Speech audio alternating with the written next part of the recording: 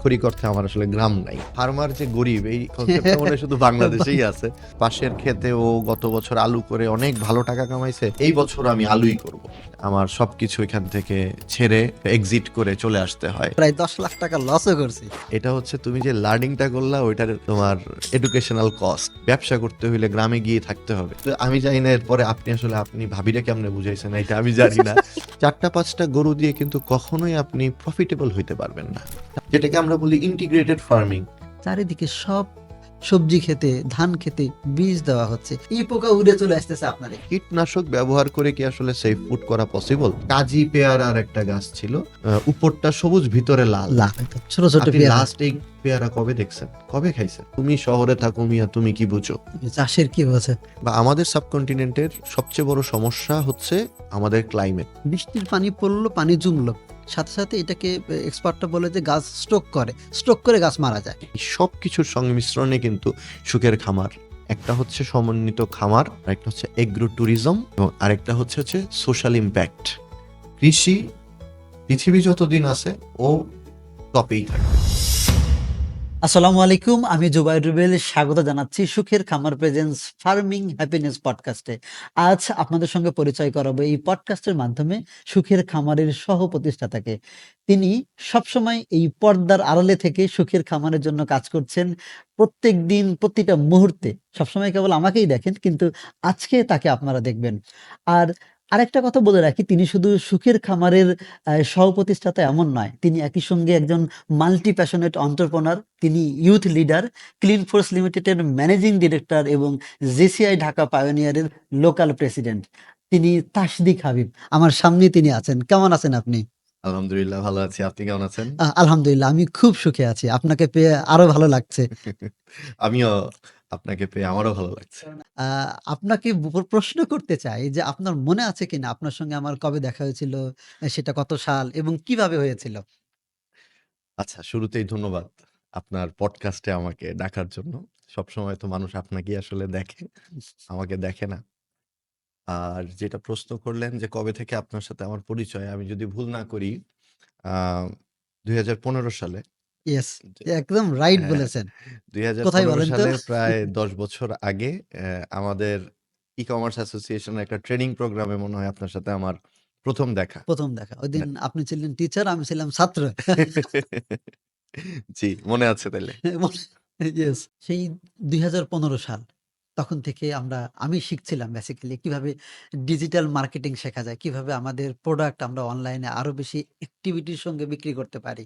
আপনি আপনার এই কাজে অনেক অবদান আছে আমার এই শেখার পেছনে। তবে আরো কিছু মনে আছে কিনা? কিভাবে আমাদের একটা বিজনেস রিলেশনশিপ তৈরি হলো, সেটা কবে, কিভাবে মনে আছে কিনা? আমি একটু মনে করে দিতে চাই না আপনার কাছে। অবশ্যই।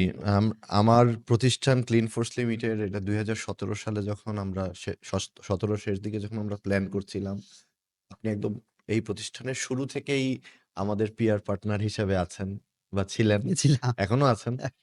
তো ওইখান থেকে আপনার সাথে আমাদের একটা পার্টনারশিপ, বিজনেস পার্টনারশিপ হইলো এবং আমাদের তখন আরো বেশি দেখা সাক্ষাৎ, দেখা সাক্ষাৎ। কথাবার্তা, সুযোগ তৈরি হইলো। ওইখান থেকেই তো আসলে সখ্যতাটা আরেকটু মজবুত হয় এবং আ ওইখান থেকে আমি ১ম জানতে পারি যে হ্যাঁ, আপনিও সিরাজগঞ্জের ছেলে এবং আপনি আপনার এলাকায় বেশ কিছু কৃষি উদ্যোগ নিয়েছেন ছোট, ছোট। যেই জিনিসগুলো আসলে তখন থেকেই আমাকে খুব মানে অনুপ্রাণিত করতো। আর আমি যেহেতু আসলে ঢাকা শহরে বড় হওয়া ছেলে, ঢাকার ছেলে, আমার মানে আক্ষরিক অর্থে আমার আসলে গ্রাম নাই। মানে আচ্ছা। তো আমাদের গ্রাম আমাকে ছোটবেলা থেকেই আসলে প্রচন্ড রকমভাবে টানে। তো আমি ওই গল্পগুলো শুনতাম এবং আমার আসলে ব্যাক অফ দ্য মাইন্ড সবসময় একটা ইচ্ছা ছিল যে কৃষির সাথে সংযুক্ত হব।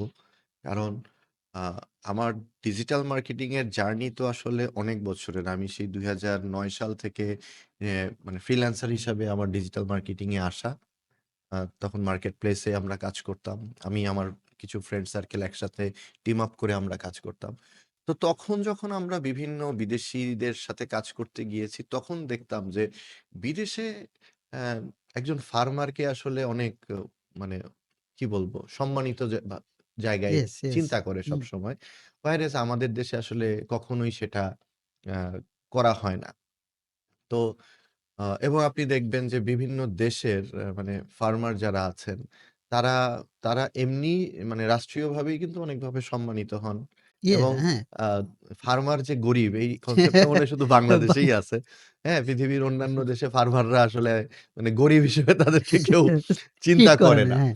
তো গ্রাম বাংলা আমাকে ছোটবেলা থেকেই আসলে টানতো, কৃষিও টানতো। আর আ যেহেতু ডিজিটাল মার্কেটিং করতাম, আমাদের আসলে প্রচুর লেখাপড়া, প্রচুর ব্লগ পড়া লাগতো, প্রচুর ভিডিও দেখা লাগতো। ওইখান থেকেও কিন্তু দেখতাম যে আসলে কৃষিতে একটা দারুণ সম্ভাবনা কিন্তু আছে। তো এটা আমাকে সবসময় টানতো। আর আপনার থেকে যখন গল্পগুলা হ্যাঁ। শুনতাম, আপনি একজনকে গরু কিনে দিয়েছেন পালার জন্য বা আবার একটু কোন ধান চাষ করছি। ধান চাষ করছেন, ওইগুলাও আমাকে মানে ভালোই মানে কি বলবো? ইন্সপায়ার উদ্বেলিত করত, ইন্সপায়ার্ড করত। না, আসলে ওইভাবেই তো পরিচয়টার মধ্যে হৃদ্রতা তৈরি হয়। যখন একটা কমন জিনিস মিলে যায় দুজনের আগ্রহের জায়গা। এক্সাক্টলি। এবং তখনই আমাদের মধ্যে আস্তে, আস্তে আলোচনা আরো শুরু হতেছে। ভাই আপনি আপনি কি করতে চান? আপনি কি করতে চান? আমরা যখন এগুলো আলোচনা করতেছিলাম, আমারটা যদি একটু ছোট্ট করে বলি, আপনি যেমনটা বলতেছিলেন গরু বর্গা দেওয়া, ধান চাষ করা। এগুলো আমি ২০১৬ সাল থেকে ট্রাই করতেছিলাম। আপনিও ট্রাই করতেছিলেন সেইটা জানবো। আমারটা আমি অলরেডি অনেকবার বলছি মানুষকে। না, আমি কৃষিতে আসলে মানে ফরমালি যদি বলেন, আমি কৃষিতে ১ম আমার যাত্রা শুরু করি ২০২০ এ, কোভিডের পরে। আচ্ছা।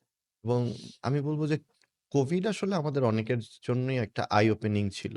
যে আমরা কোভিডের সময় দেখতে পারি যে বাংলাদেশে যদি আসলে এই এ কৃষি না থাকতো, ধরেন পৃথিবীর অনেক দেশই আছে কিন্তু যাদের খাদ্য আমদানি নির্ভর। এবং হুম, ওই করোনার সময়টাতে কিন্তু যেইসব দেশগুলাতে মানে আমদানি নির্ভর খাদ্য ব্যবস্থা, তাদের তারা জন্য কিন্তু ভালো স্ট্রাগল করেছে। তো ওই দিক থেকে আমরা ব্লেসড যে আমাদের আমরা খাদ্য স্বনির্ভর একটা দেশ। সো ওই সময়টাতে যেহেতু অনেক আম আইডল টাইম পেয়েছি, অলস সময় ছিল। ওই সময়ে আমার কৃষি নিয়ে অনেক লেখাপড়া করার মানে আমি বলব যে করোনার সময়টাতে অনেকগুলা সেক্টর নিয়ে আসলে সময় হচ্ছিল না লেখাপড়া করার ওই সময়টা পেয়েছিলাম। ওইখানে হুম, কৃষি ছিল আমার করোনার ভিতরে কৃষি নিয়ে লেখাপড়া ছিল আমার একটা বড় পার্ট। তো করোনা যখন মোটামুটি শেষ হয়, তখনই আসলে আমি ভাবি যে না, আর দেরি করা ঠিক হবে না। আমি নেমে যাই মাঠে। তো ওই সময় আম আমারই এক ছোট ভাই, ইন্ডাস্ট্রির ছোট ভাই, ওর গ্রামের বাড়ি ঝিনাইদহতে। আ ওর এলাকায় আমার ১ম কৃষি উদ্যোগ আমরা শুরু করি ঝিনাইদহ জেলায়। এবং সেখানে আমার শুরু হয়েছিল প্রায় ২৫ বিঘা জায়গাতে রজনীগন্ধা ফুলের চাষ দিয়ে। বাহ! একেবারে চমৎকার জিনিস দিয়ে শুরু। আমার ইচ্ছা ছিল সবসময় যে একটু আ মানে আনকনভেনশনাল জিনিস নিয়েই কাজ করার। কারণ কৃষিতে একটা বড় সমস্যা যেটা আমাদের দেশে, আপনি নিজেও এখন যেহেতু থাকেন গ্রামে, আপনি নিজেও জানেন যে আমাদের কোনো আসলে এনালাইসিস নাই, আমাদের কোনো রিসার্চ নাই। বিশেষ করে মাঠ হুম, পর্যায়ে। আমরা দেখি যে আচ্ছা পাশের ক্ষেতে ও গত বছর আলু করে অনেক ভালো টাকা কামাইছে। এই বছর আমি আলুই করব। তার ফলে এবং যেটা আমরা তার দেখাদেখি সবাই আলু আলাদা করবে। হ্যাঁ? এবং বাজার আমরা দেখতেই পাচ্ছি এবং এখন। এটার কারণে যেই হয় পরের বছর এত বেশি পরিমাণে আলু উৎপাদিত হয় যে আলুর দাম থাকে না। ঠিক ইয়েস। আছে? আবার ২ বছর টানা আলুর দাম না পেয়ে আমরা চিন্তা করি আর আলুই করব না, অন্য কিছু করব। ওই বছর আবার আলুর আলুর দাম দাম বেড়ে বেশি যায়। থাকে।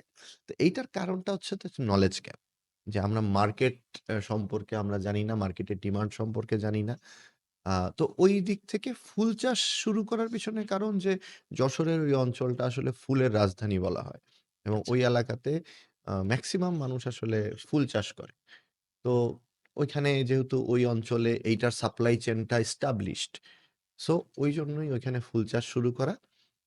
বাট ২০২১-২২ ২ বছর ওইখানে আমরা কাজ করার পরে ফর সাম আনফরচুনেট রিজন আমার আসলে ওইখান থেকে ব্যাক আউট করতে হয় এবং মানে এক কথায় বলব যে আমার সবকিছু এখান থেকে ছেড়ে আ মানে ওইটা এক্সিট করে চলে আসতে হয়। আমার ওইখানে ওইখানে একটা পজ হয় আমার আচ্ছা, কৃষি আচ্ছা। উদ্যোক্তা জীবনের। আচ্ছা, এই পজ হওয়ার এখানে আমি একটা জিনিস জানবো, যেটা জানতে চাই। ১ম টা হলো বেশিরভাগ কৃষি উদ্যোক্তা বা উদ্যোক্তারা যদি কোথাও, কোথাও পজ দিতে হয় বা ফেল করে তার মনে হয় যে এখন ফেল করলাম। তো তারা যেটা হয় অন্যদের ব্লেম করে তারা চলে আসে। হুম। কিন্তু আমি জানতে চাই যে আপনি কি ব্লেম করলেন? নাকি আপনি রিজন খুঁজে বের করলেন? হয় এটাকে স্টপ করতে হলো অথবা পজ দিতে হলো। তবে তার আগে আমি একটা ছোট্ট জিনিস বলতে চাই। আপনি যেমন করোনার সময় গিয়ে এই পড়াশোনা করে শুরু করলেন। আমি আবার করোনার সময় একটা দারুণ জিনিস দেখেছি মাঠে গিয়ে। আমি দেখলাম যে ঢাকা শহর স্থবির হয়ে গেছে।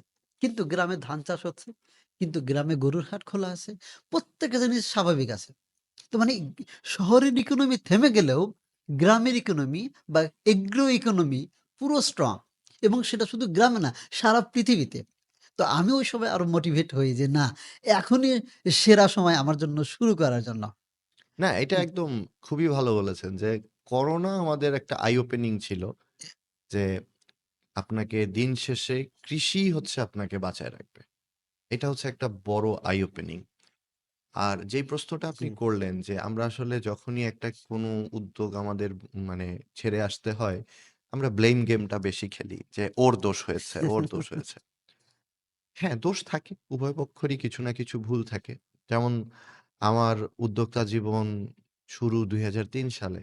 আমি স্কুল লাইফ থেকেই একটু ছোট, ছোট করে আসলে ব্যবসা শুরু আমার। তো তখন থেকে এখন পর্যন্ত আমি বলব যে আমার তো ফেইলিউর এর সংখ্যাই বেশি।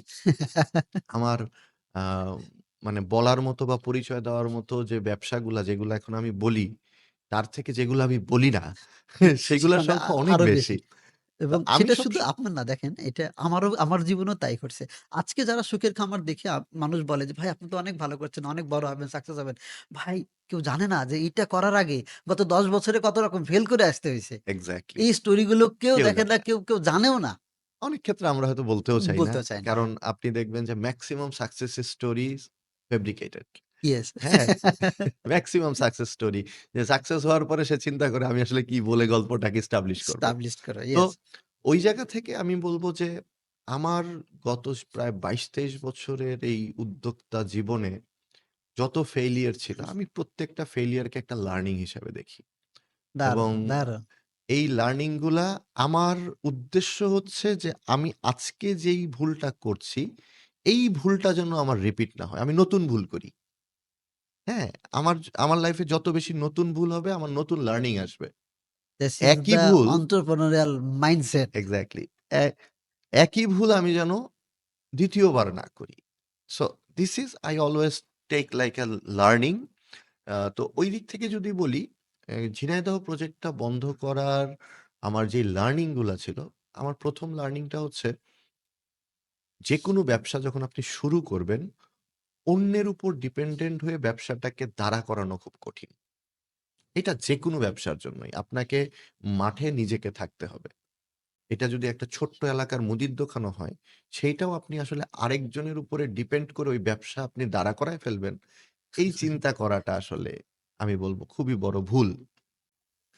এই একটা প্রবলেম, এটা একটা ইস্যু ছিল। দ্বিতীয়ত হচ্ছে আপনি সবসময় ধরেন কি বলবো এটা রিমোটলি আপনি যদি চিন্তা করেন যে আমার কর্মচারীরা আমার হয়ে ব্যবসা করে দিবে, এইটাও একটা বড় ভুল। এমন একজনকে অপারেশনে থাকতে হবে যে অ্যাকচুয়ালি কোম্পানিটাকে ওন করে। তার ওনারশিপ আছে।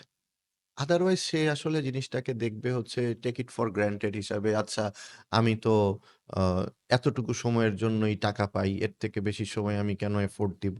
আমি তো চেষ্টা আমি তো করতেইছি। চেষ্টা করতেছি। আ আবার দেখা যায় যে মানে আপনি কখনোই একটা ব্যবসা মানে ১ নাম্বার তো বললাম হচ্ছে নিজে না থেকে শুরু করতে পারবেন না, এস্টাবলিশ করতে পারবেন না। আর নিজে না থেকে ওই পার্টে যারা আছে সে যদি কর্মচারী হয় আপনার বা সে যদি আপনার অধীনস্থ কেউ হয় যে হচ্ছে আসলে চাকরি করছে, সে আপনাকে ব্যবসা দাঁড়া করায় দিবে এইটা ভাবাটাও একটা বড় ভুল। এই জিনিসটা আগে জানতাম না যে ব্যাপারটা তা না। কিন্তু যেহেতু আমি ঢাকায় থাকি, আমার প্রজেক্ট ঝিনাইদহতে, ওই জায়গাটাতে আমাকে কিন্তু এই ভুলটা করতে হয়েছে জেনে বুঝেই। বাট একটা প্রথমত তো একটা চিন্তা ছিল যে না হয়তো কোনো না কোনোভাবে এটা দাঁড়িয়ে যাবে। কারণ একটা জিনিস শুধু এই চিন্তাটা মানে শুধু আপনার একার না। দেখেন একটা অনেক গবেষণায় দেখা গেছে যে, যেকোনো উদ্যোগী ১০ প্রতি ১০ টা উদ্যোগের মধ্যে ৭ থেকে ৮ টা উদ্যোগ ফেল করে। এই যে আমরা যখন শুরু করি কোনো কিছু আ উদ্যোগ নেই, তখন যেটা হয় আমরা এইটা ফেল করতে পারে। অথচ ফেল করার সম্ভাবনাই কিন্তু এই মানে 70 থেকে 90% তো এত বড় ফেল করার সম্ভাবনা থাকার পরেও আমরা ওইটা নিয়ে কনসিয়াস হই না। আমরা সাকসেস হবো কেবল এইটা ভেবেই শুরু করি। না এটাই তো। আমরা আসলে যখন প্ল্যান করি সব সুখের পজিটিভ জিনিস ভাবতে, ভাবতেই প্ল্যান করি। হ্যাঁ? নেগেটিভ জিনিস আমরা ওইভাবে ভাবি না। তো এটা একটা লার্নিং ছিল। আর দ্বিতীয়ত হচ্ছে এরপরে যদি আবার ব্যাপারটা এমন হয় যে কাউন্টার পার্টি যে আপনার হয়ে কাজ করছে, তার মধ্যে যদি অনেস্টি না থাকে, সে যদি ডিসঅনেস্ট হয় তাহলে আসলে মানে আপনার ১৬ আনা পূর্ণ। মানে তাহলে মানে আপনার এখান থেকে মানে ফেইলিউর হওয়া আপনাকে কেউ ঠেকাইতে পারবে না। আমার এক বড় ভাই এটা বলে যে, "তখন আপনার হবে ব্যবসার অভিজ্ঞতা আর তার হবে টাকা।" এক্সাক্টলি। এইটাই হয়েছিল আমার ক্ষেত্রে। এইটাই আমার ক্ষেত্রে হয়েছিল। তো এই যে কয়েকটা লার্নিং যে আমি যদি কৃষি করতে চাই এবং যেহেতু আমি ঢাকায় থাকি, আমি established ঢাকায়, আমার সব ব্যবসাগুলা ঢাকাতে, আমি গ্রামে যেতে পারবো না। আমি তখন থেকেই ভাবছিলাম, আমার তাহলে কৃষি করতে হইলে এমন একজন পার্টনার লাগবে, যেই পার্টনার আমি না পারলেও সে গিয়ে ওইটা তদারকি করবে। এবং তার সাথে আমার ইকুয়াল পার্টনারশিপ হইতে হবে। যাতে আমি যতটুকু কনসার্ন সেও যেন ততটুকু কনসার্ন হয়। আবার তারও এইটার বিষয়ে একটা আগ্রহ এবং এক্সপেরিয়েন্স। এক্সপেরিয়েন্স থাকতে হবে। তারও সমান আগ্রহ থাকতে হবে। পাশাপাশি অনেস্টি।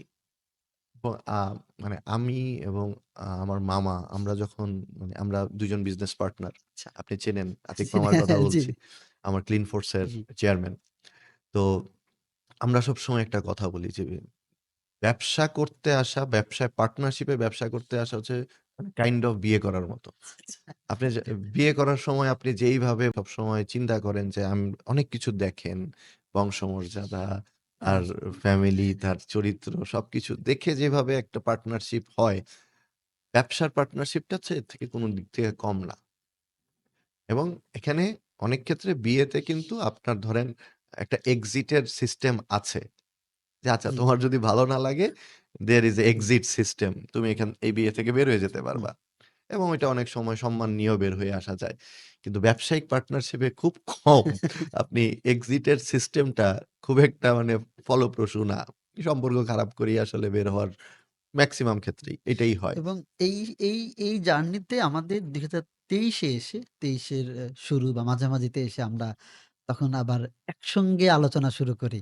সেসব কথা মনে আছে কিনা? আমরা কি হ্যাঁ, প্ল্যান করলাম, মানে কেমনে করলাম? আপনিও অনেক ছোট উদ্যোগ নিয়ে হুম, ২০২৩ এ আপনিও বুঝেছেন যে আসলে এরকম ঢাকায় বসে এইটা গ্রামে এটা ঠিক হয় না। এগ্রি এবং ব্যবসা দাঁড়া করানো আমার একটা ভিডিও আছে আপনি দেখছেন কিনা? যে আমরা বলছিলাম যে ভাই ওই সময় আমি প্রায় ৳১০,০০,০০০ লসও করছি। হ্যাঁ, যেটা আমি খুলেই বলছি যে কি কেন করছি, কিভাবে করছি। তো মানুষ এটা মানতে চায় না। ভাই ব্যবসার লস হইছিল? ভাই এগুলো হইছে বলেই তো আজকে এই কনফিডেন্ট নিয়ে কথা বলতে পারতেছি। আজকে কনফিডেন্ট নিয়ে বিজনেসটা করতে পারতেছি। না এইখানে আপনি তো ১০,০০,০০০ বলছেন, আমার অঙ্ক আর না বলি। তো বাট এখানে আমার এক বড় ভাই আছেন। হুম, উনার একটা কোট আমার মনে পড়ে। উনি বলে যে, "ব্যবসায় তুমি যে টাকা লস করে হুম। আসছো, এটা আসলে তোমার লস না। এটা হচ্ছে তুমি যে লার্নিং টা করলা ওইটার তোমার এডুকেশনাল কস্ট।" ইয়েস, হ্যাঁ? আপনি আমাকে এই কথাটাই বলছিলেন যে ভাই আপনি মাত্র ৳১০,০০,০০০ ট্রেনিং খরচ করে একটা ব্যবসা শিখছেন। কাজেই এইটা এক্সাক্টলি, নিয়ে আপনি ভাইবেন না। আমার মনে এক্সাক্টলি। আছে এই কথাটি। হ্যাঁ। আচ্ছা এবার একটু বলেন তো আমরা ২০২৩ এ যখন আমরা প্ল্যান করছিলাম যে ঠিক আছে আমরা আলাদা, আলাদা না করে আমরা একসাথে করতে পারি কিনা? সেইটা শুনবো আপনার থেকেই। না ওই সময়টাতে তো আসলে আপনিও বুঝতে পারছিলেন যে আপনারও কৃষির প্রতি যে আগ্রহ ছিল বা এখনো আ যেটা আছে, ওই সময়টাতে আমি যেটা দেখছিলাম যে আশপাশে আপনি আছেন যার সাথে আসলে এই ব্যাপারগুলা নিয়ে আমি আলোচনাগুলা করতাম। তো ওই আলোচনার টেবিলেই একদিন আপনিও শেয়ার করলেন, আমিও শেয়ার করলাম এবং দেখলাম যে ২ জনের থিংকিংটা একরকম। এবং আপনিও এইটাতে এগ্রি করতেছেন যে না, ঢাকায় এই বসে গ্রামে কৃষি ব্যবসা করা যাবে যায় না। না। এবং আরেকটা জিনিস তখনও আমি যেটা আমরা পরীক্ষিত যে এই কৃষি পণ্যের ডিমান্ড অত্যন্ত বেশি। এবং যদি এটা নিরাপদ খাদ্য হয় বা অর্গানিক প্রোডাক্ট হয়। হ্যাঁ, এখানে তো আমি আমি ১৮ সালে আপনার মনে আছে কিনা আ আস্থার বাজার নামে একটা প্রজেক্ট শুরু করেছিলাম। হুম, যেখানে নিরাপদ খাদ্য মানুষকে দিতাম। এবং এইটা ৬ মাসের মধ্যে আমার এত বেশি কাস্টমার হলো যে আমি নিরাপদ খাদ্য আর ম্যানেজ করতে পারি না। কারণ আমি যে সোর্স থেকে ম্যানেজ করতাম তখন তার কাস্টমার বেড়ে গেছে। আর দিতে পারে না। শেষ পর্যন্ত প্রায় ১.৫ বছরের মাথায় আমাকে এটা বন্ধ করতে হইছে। শুধুমাত্র প্রোডাক্ট উৎপাদন করতে পারি নাই। আসলে এরপর থেকে আমার মেইন স্বপ্ন ছিল আমি উৎপাদন করব। কারণ এটা উৎপাদন করব সরাসরি একেবারে গ্রাম থেকে শহরের মানুষের কাছে পাঠাবো। এবং এক্সাক্টলি। আপনার যে স্বপ্ন যে ভিলেজ টু গ্লোবাল ইনশাআল্লাহ আমাদের সেই স্বপ্ন পূরণ হবে।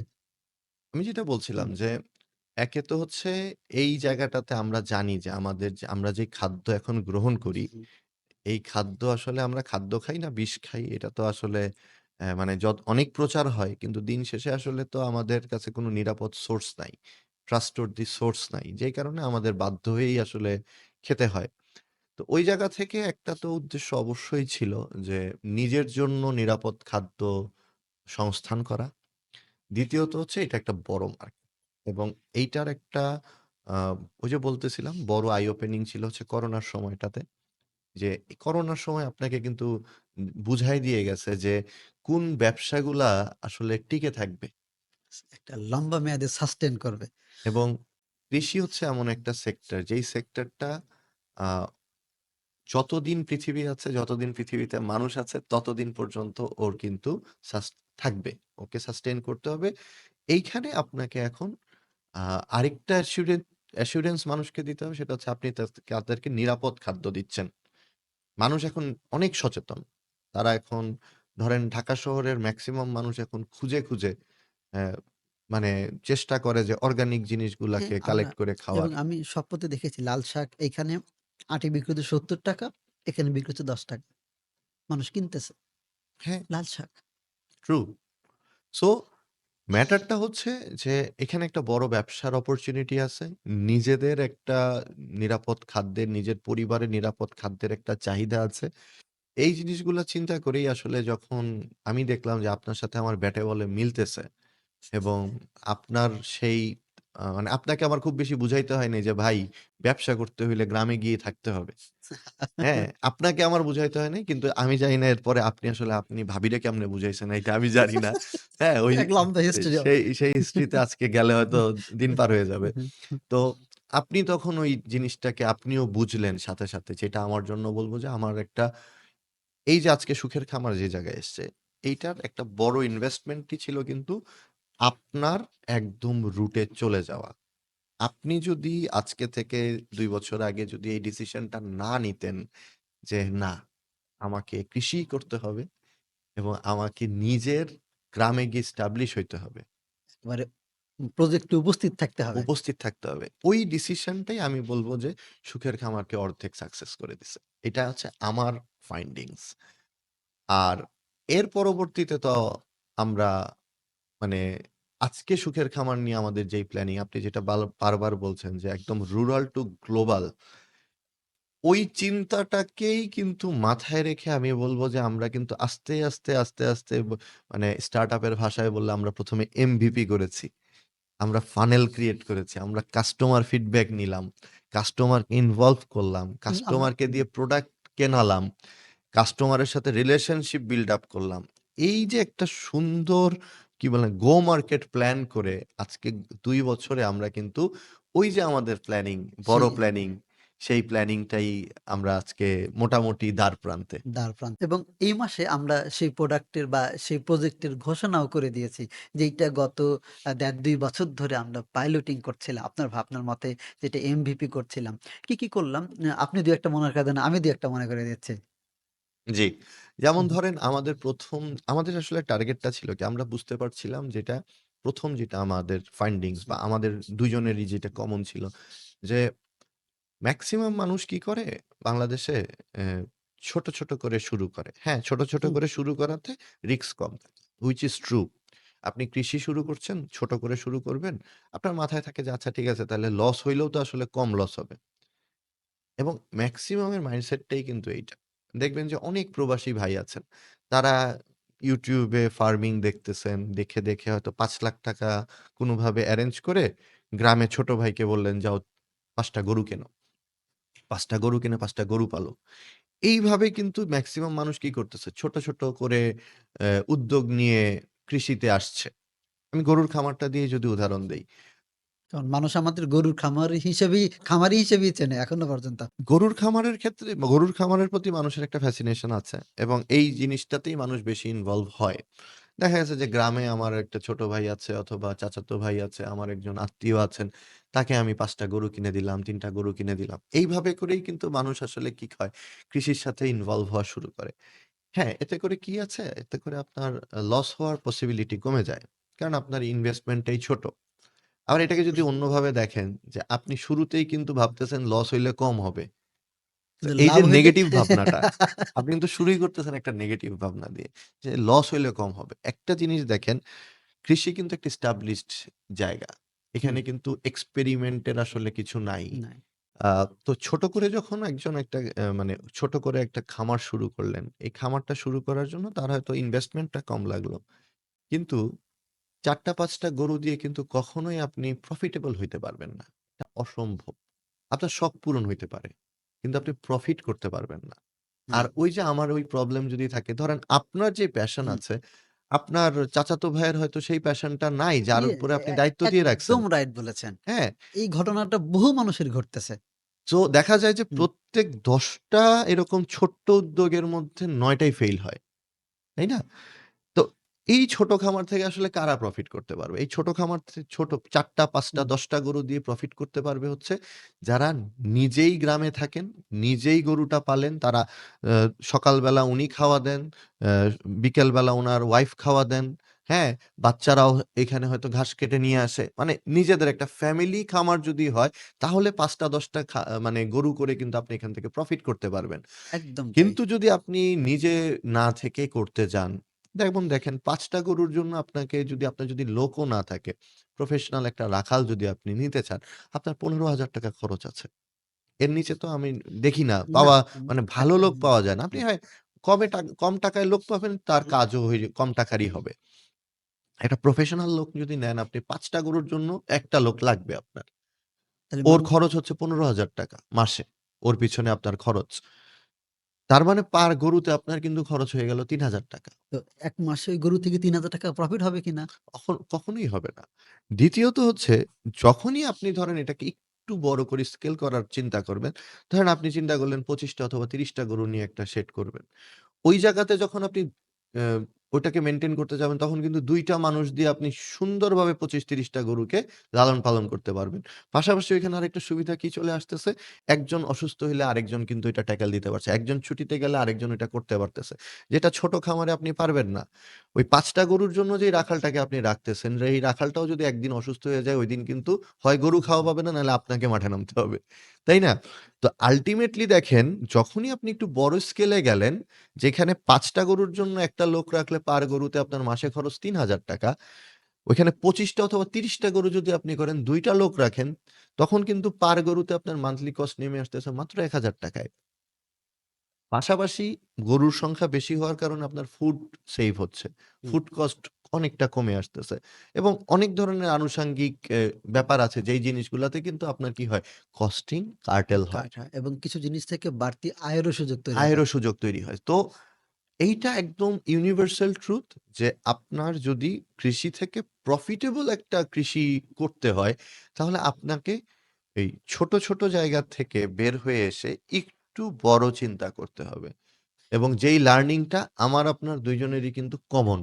হ্যাঁ, ছোট উদ্যোগকে আমরা কোনোভাবেই মানে করছি না। মানে খাটো করে দেখে। অনুৎসাহিত করছি না। কিন্তু আপনি যখন ছোট করে শুরু করতে যাবেন, এটা তখনই প্রফিটেবল হবে যখন আপনি নিজেই হচ্ছে ওইটা মেইনটেইন করবেন। আপনার যখন এক্সট্রা ম্যান পাওয়ার ওইখানে প্রয়োজন হচ্ছে না। আপনার ফ্যাসিলিটিস সবকিছু আছে। ঘরের মানুষজনই সেই জিনিসটা করে ফেলতে পারতেছে। নিজের ক্ষেত নিজে গিয়ে নিড়ানি করে ফেলতেছেন। এই ধরনের স্কোপ থাকলেই শুধুমাত্র এই ৪ টা ৫ টা ৮ টা ৯ টা গরু নিয়ে একজন কিন্তু সাকসেসফুল হইতে পারবে। আদারওয়াইজ আপনি যদি কমার্শিয়ালি চিন্তা করেন, আপনাকে একটু বড় করে চিন্তা করতেই হবে। আ যখন দেখবেন যে আপনি একটু বড় করে শুরু করছেন, তখন দেখা যাচ্ছে যে ধরেন ৩০ টা গরুর যে গোবর হচ্ছে, ওই গোবর দিয়ে আপনি ভার্মি কম্পোস্ট করতে পারতেছেন। ওই গরু দিয়ে আপনি বায়োগ্যাস করতে পারতেছেন।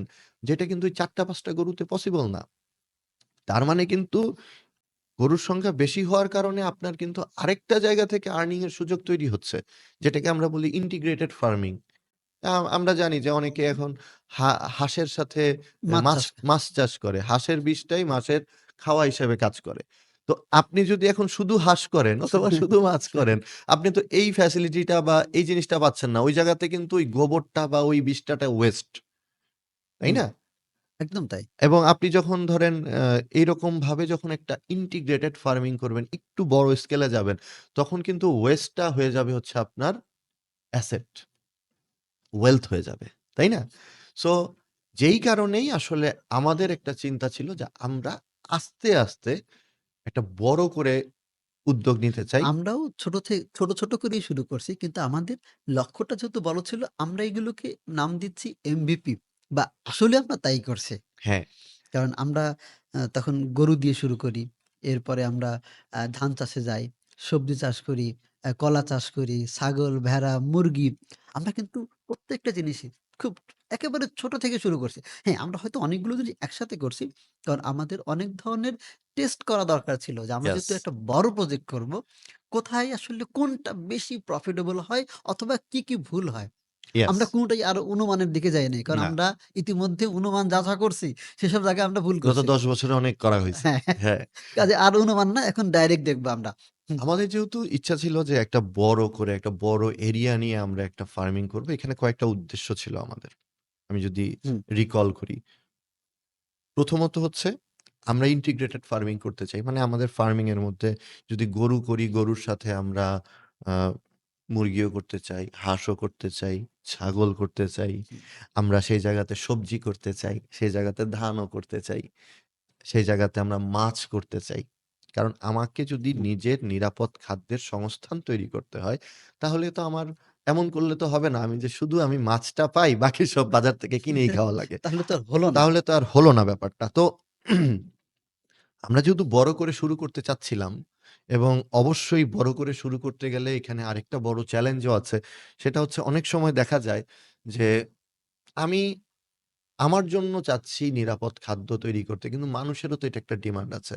দ্বিতীয়ত আমি চাইলে আমি কিন্তু নিজের জন্য ছোট্ট জমিতে যদি আমি চাষ করি, তাহলে কিন্তু ওইটা আমার জন্য প্রফিটেবল হবে না। আমার কস্টিং অনেক হাই হবে। তার মানে আমাকে অনেক বড় করে আবাদ করতে হবে। হুম, আবার বড় করে আবাদ করলে যেই পরিমাণ শস্য আমার হবে, ওই শস্য বিক্রি করব আমি কোথায়? সেটাও কিন্তু একটা চ্যালেঞ্জ হবে। কারণ খুবই আমরা জানি যে মেক্সিমাম ক্ষেত্রে স্থানীয় যেই ব্রোকাররা আছে, যারা হচ্ছে কৃষকের কাছ থেকে প্রোডাক্ট কিনে নিয়ে যায়, তারা কিন্তু মেক্সিমাম সময় কৃষককে ঠকায়। তো আমি উৎপাদন করে যদি ওই ব্রোকারের কাছেই আমার বেচতে হয়, তাহলে কিন্তু আল্টিমেটলি আমার যেই লক্ষ্য, ওই লক্ষ্য সেটা পূরণ পাবো। হবে না। আর এই পণ্য কিন্তু সে ওইভাবে ট্রিট করবে না, যেভাবে আমি ট্রিট করছি। তাই আমাদের উদ্দেশ্য ছিল যে আমরা একটা কমিউনিটি বেসড একটা এগ্রিকালচার আমরা করতে চাই। যেই কমিউনিটিতে অন্তত ১৫০০ থেকে ২০০০ ফ্যামিলি আমাদের সাথে মানে ইনভলভ থাকবে। তারাও আমাদের সাথে, সাথে নিরাপদ খাদ্যের একটা সংস্থান পাবে এবং বড় করে করার কারণে আমরা একটা ভালো কস্টিং এ প্রোডাকশনটা করতে পারবো এবং এই জায়গাতে আমাদের বিপণন নিয়ে ভাবতে হবে না। কারণ আমাদের এই স্টেক হোল্ডাররাই আমাদের আমাদের কনজিউমার। ১ম কনজিউমার তারাই হবেন। এক্সাক্টলি। এবং হুম, আমাদের যে প্রজেক্ট বর্তমানে আমরা হুম। লঞ্চ করলাম এই আমাদের গত ২ বছরের একদম মাঠে থেকে এক্সপেরিয়েন্স করে এক্সপেরিমেন্ট করে আমাদের যেই রেজাল্ট সুখের খামার এগ্রো ভিলেজ। এই ইয়েস। এগ্রো ভিলেজ যেখানে হুম, আমরা প্রায় ১,০০০% অথবা ৩০ বিঘা জায়গা নিয়ে আমরা একটা মডেল ভিলেজ তৈরি করতে চাচ্ছি। এগ্রিকালচারাল ভিলেজ তৈরি করতে যাচ্ছি, যের মধ্যে সব ধরনের চাষ এখানে হবে। আমরা ওইটাতে আসবো। আসবে। তো এখানে এই একটা জিনিস আমি মনে করে দিতে চাই। দেখেন আমরা টেস্টিং করছি। এমনকি একটা কমিউনিটি কিভাবে ডিল করতে হয় সেটা শেখার জন্য যে আমরা টেস্টিং করছি এই বিষয়টা আপনি এখনো আনতে মানে আলোচনায় আসেনি। হ্যাঁ, ওইটাই যে আমরা আসলে কি, কি স্টেপে আজকের হুম, পজিশনে এসেছি গত ২ বছরে। আমরা ১ম এ শুরু করতে চাইলাম হচ্ছে যে অ্যা আমরা যেই চাষগুলা করতে চাই, হুম। প্রত্যেকটা চাষকে আসলে আমরা নিজেরা আগে করে দেখার চেষ্টা করেছি যে আসলেই কি এইটা আমরা করতে পারবো কিনা। যেমন আমরা এটা ১ম এ স্কেলেবল কিনা? এটা স্কেলেবল কিনা, কোন ব্যবসাটা কিভাবে স্কেল করা যায়। যেমন ১ম এ আমরা হয়তো ৩ টা গরু দিয়ে শুরু করলাম। আমরা হয়তো ৫ টা ভেড়া দিয়ে শুরু করলাম।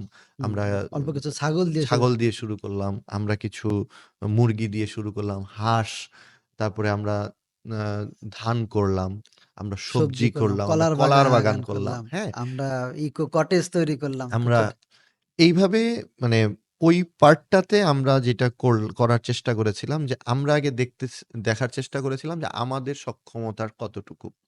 এবং ওইখানে আমরা কি, কি ভুল করি ছোট, ছোট করতে গেলে। যেমন একটা জিনিস আমার এখনো মনে পড়ে। আমরা অর্গানিক সবজি বাগান করতে গিয়ে আমরা একটা এক্সপেরিয়েন্স এর সম্মুখীন হই। হ্যাঁ। ওইটা আপনি ওই গল্পটা বলতে পারেন। এইটা একটা আ কাজ যেটা আমরা করলাম যে আমরা অর্গানিক ওয়েতে করব। কিন্তু যখন আমরা সবজি দিলাম, সবজি ভালোই হচ্ছিল। প্রত্যেকটা সবজি খুব মানে প্ল্যান ওয়াইজ এ আগাচ্ছে। কিন্তু মাঝখানে এসে হঠাৎ দেখা গেল যে পোকা দিয়ে ভরে গেল। যখন পোকা দিয়ে ভরে গেল, আমরা খুঁজতেছিলাম যে কেন এরকম হচ্ছে? কারণ আমরা ফেনোমিনা, ফাঁদ বা ন্যাচারাল যে পদ্ধতি সব ব্যবহার করা শুরু করলাম। কিন্তু এই পোকা আর শেষ করতে পারছি না। তখন আমরা কয়েকজন কৃষি এক্সপার্টের সঙ্গে বসলাম এবং তারা আমাদের শেষ পর্যন্ত বুঝাইয়া বলতে পারলেন যে, "ভাই চারিদিকে সব সবজি ক্ষেতে, ধান ক্ষেতে বীজ দেওয়া হচ্ছে। এই পোকা তো আসলে বসতে হবে। এই পোকা উড়ে চলে আসতেছে আপনার এখানে। এখানে নিরাপদ পাচ্ছে, ও এসে বংশবিস্তার করতেছে।" এবং এই বংশবিস্তার করার কারণে আমরা এটা পারফেক্টলি অর্গানিক করতে পারতেছি না। আল্টিমেটলি দেখেন অর্গানিক বলে যারা বিক্রি করছে বা যারা মার্কেট করার চেষ্টা করছে, আমরা তো মাঠে থেকে একটা জিনিস মানে 100% বুঝেছি যে বাংলাদেশের পার্সপেক্টে অর্গানিক ফার্মিং আসলে খুবই কঠিন। কারণ অর্গানিক ফার্মিং এর একটা বড় শর্ত হচ্ছে যে আপনার আশেপাশের কয়েক কিলোমিটার এলাকায় কেউ কীটনাশক ব্যবহার করতে করতে পারবে না। পারবে না। এখন আপনি হয়তো আপনারটা কন্ট্রোল করতে পারবেন। আশেপাশের ৫ কিলোমিটার মানুষকে আপনি কিভাবে কন্ট্রোল করবেন? কন্ট্রোল করতে হবে এবং তা একই জিনিস দেখেন, একই সাথে এত হুম, বেশি কীটনাশক ব্যবহার হচ্ছে যে আমাদের আ নানান ধরনের পোকা একেবারে শেষ হয়ে যাচ্ছে। আমাদের সাপ, ব্যাঙ অনেক কিছু নাই হয়ে যাচ্ছে। এমনকি পাখিও মারা যাচ্ছে আমি দেখেছি। এক্সাক্টলি। এত বেশি কীটনাশক তো ব্যবহার হচ্ছে। আমরা যখন ওই এক্সপেরিয়েন্সটা আমরা যখন দেখলাম যে আমাদের সবজি ক্ষেত মানে আমরা কীটনাশক ব্যবহার না করে ফলন করতে গিয়ে দেখলাম যে আমাদের সবজি ক্ষেতে সব পোকার আক্রমণ এবং তখন যখন আমরা রিয়েলাইজ করলাম যে আশপাশের সবাই কীটনাশক ব্যবহার করতেছে তাই পোকা কোথাও বসতে পারতেছে না। পোকা আমাদের এখানে এসে দেখলো এখানে কীটনাশক নাই, সেইখানে এসে অ্যাটাক করলো এবং আমাদের ফসল নষ্ট করে দিল। তো ওইখান থেকেও কিন্তু আমাদের একটা বড় লার্নিং ছিল যে আসলে আমাদেরকে কীটনাশক ব্যবহার না করে আসলে আমাদের কোনো উপায় থাকবে না। তখন আমি একটা লার্নিং নেওয়ার চেষ্টা করি যে কীটনাশক ব্যবহার করে কি আসলে সেফ ফুড করা পসিবল? অনেক ধরনের মতবাদ আছে। কিন্তু ওয়েটা হচ্ছে যে প্রত্যেকটা কীটনাশক ব্যবহারের জন্য কিছু দিক নির্দেশনা থাকে। যেমন কিছু কীটনাশকে বলা হয় যে এই কীটনাশক ব্যবহার করার পরে আপনি ৭ দিন পর্যন্ত এই ফল হারভেস্ট করতে পারবেন না। মানে এই ফল হুম, তোলা যাবে না ৭ দিন হুম। পর্যন্ত। আপনাকে ওয়েট করতে হবে। ৭ দিন পরে গিয়ে আপনাকে তুলতে হবে। তাহলেই কীটনাশকের প্রভাব থেকে এই ফলটা সেফ থাকবে। কিছুর ক্ষেত্রে বলা হয় ৩ দিন, কিছুর ক্ষেত্রে বলা হয় ১৪ দিন, কিছু আবার কিছুর ক্ষেত্রে ২১ দিনও বলা হয় যে হুম, স্প্রে করার পরে বা কীটনাশক প্রয়োগের ২১ দিন পর্যন্ত আপনি এইটা হারভেস্ট করতে পারবেন না। যদি আপনি ২১ দিন পরে করেন তাহলে আপনার ফুডটা সেফ ফুড। আপনি সেফ ফুড বলতে পারেন। ওই জায়গাতে আমরা কি দেখলাম যে গ্রামের মানুষ এমনও হয়েছে আজকে স্প্রে করেছে কালকে কোনো একটা ভাবে খবর আসছে যে দাম আজকে বেশি। দাম বেশি সে কিন্তু হারভেস্ট করে ওইটা বিক্রি করে ফেলতেছে ওই জিনিসটাই স্থানীয় বাজার থেকে ঢাকায় চলে আসতেছে আমাদের বাসায় চলে আসতেছে এই যে কীটনাশক ব্যবহারের যে ব্যাপারটা যে সবসময় কিন্তু আপনি যদি বলেন যে কীটনাশক ব্যবহার করেই যে একটা আম খাদ্য আসলে অনিরাপদ হয়ে যায়, ব্যাপারটা তা না। কীটনাশক ব্যবহার করে সেই কীটনাশকটা যেই মাত্রায় আছে, ওই মাত্রা অনুযায়ী যদি আপনি ওয়েট করে তারপরে হারভেস্ট করেন, তাহলে কিন্তু আসলে আমি বলব যে ওই খাদ্যটাও কিন্তু নিরাপদ খাদ্য হিসেবেই বিবেচিত হবে। কিন্তু ব্যাপারটা হচ্ছে যেটা যে আমাদের আ স্থানীয় যে কৃষকরা আছেন, তারা আসলে চিন্তা করে যে কখন বেচলে আমি প্রফিট করতে পারবো। এখন গতকালকে আমি স্প্রে করছি কিন্তু আজকে মার্কেটে রেট বেশি চলে আসছে। সে আজকেই হারভেস্ট করে ওটা বিক্রি করে ফেলতেছে। এবং এইখানে আপনি তাকেও দোষ দিতে পারবেন না। এবং আমি মাঠ পর্যায়ে কৃষককে দেখেছি তারা এই কীটনাশক প্রতি সপ্তাহেই দেয়। হ্যাঁ, হ্যাঁ। এইটা সবচেয়ে বড় চ্যালেঞ্জ। তো যেই কারণে এই যে লার্নিং গুলা, এই লার্নিং গুলা যদি আপনি আপনার ফার্মারকে, আপনার স্থানীয় ফার্মারদেরকে যদি এই লার্নিং গুলা আপনি দিতে না পারেন, আর দেওয়ার পরে তারা যদি সেটাকে বাস্তব অর্থে প্রয়োগ না করে, তাহলে কিন্তু আল্টিমেটলি আপনি সেফ ফুড পাচ্ছেন না। এখন ধরেন আমাদের অনেকের হয়তো প্রিভিলেজ আছে যে আ আপনার গ্রামের বাড়ি থেকে প্রত্যেক বছর আপনার চাল আসে। আপনার গ্রামের বাড়ি থেকে আপনি হয়তো প্রতি মাসে একবার করে আপনার জন্য ১৫ টা দেশি মুরগি তারা পাঠিয়ে দিচ্ছে। যেই যাদের এই প্রিভিলেজ গুলো আছে তারা ব্লেসড। কিন্তু যাদের নাই তারা কি করবে? আমাদের এই সুখের খামার অ্যাগ্রো ভিলেজ করার পিছনে একটা বড় উদ্দেশ্য কিন্তু হচ্ছে আমরা যেন আমাদের নিজস্ব খামার থেকেই আমাদের ম্যাক্সিমাম এই খাদ্যের চাহিদাটা পূরণ করতে পারি এবং আমাদের পাশাপাশি যেন আমাদের এই কমিউনিটিটাও এটা কি পায়, এই সুবিধাটা পায় এবং এই কমিউনিটির অংশীদারিত্বের মাধ্যমেই আমরা আসলে এই ফার্মটা তৈরি করব। তারাও যেন এখানে একেকজন স্টেক হোল্ডার হয়, তারাও যেন ফিল করে যে আমার খামার। ইয়েস। হ্যাঁ, আমার খামার থেকেই আমার এই জিনিসটা আসছে। আসছে। তো হুম। এইটা আমাদের একটা বড় মানে চিন্তা আমাদের এ অ্যাগ্রো ভিলেজ করার জন্য। একটা জিনিস এইখানে আমি একটু কানেক্ট করতে চাই আপনার মাধ্যমে যে, এই যে কৃষিতে আমরা বিষ ব্যবহার করব না। তাহলে লাগবে হলো টেকনোলজি। কি টেকনোলজি আমরা ব্যবহার করতে পারি? আপনার লার্নিং দেখেন, থেকে জানতে চাই। না এখানে লার্নিং এর তো অবশ্যই এবং লার্নিং হুম, টেকনোলজি এই ২ জিনিসের যদি আপনি সংমিশ্রণ না করেন, তাহলে আসলে আমরা কোনোভাবেই বর্তমানে যেই গতানুগতিক কৃষি ব্যবস্থা, এই কৃষি ব্যবস্থা দিয়ে কিন্তু আজকে থেকে ১০ বছর পরে গিয়ে আপনি কিন্তু আর খাদ্যে স্বনির্ভর থাকবেন না। না। কেমন? আমি আপনাকে একটা অ্যানালিটিক্স হুম, বলি। আমাদের দেশে এই মুহূর্তে শিশু জন্মের হার হচ্ছে 1.2 এবং দেখা গেছে যে ২০৪০ সালের আগেই এই হার ডিক্লাইন করার কোনো সুযোগ এখনো পরিসংখ্যান বলে না। যদি ওই অনুযায়ী আপনি আগান, আগামী ১০ বছরে বা ১০ থেকে ১৫ বছরে বাংলাদেশে আরো মিনিমাম ৫ কোটি জনসংখ্যা বাড়বে।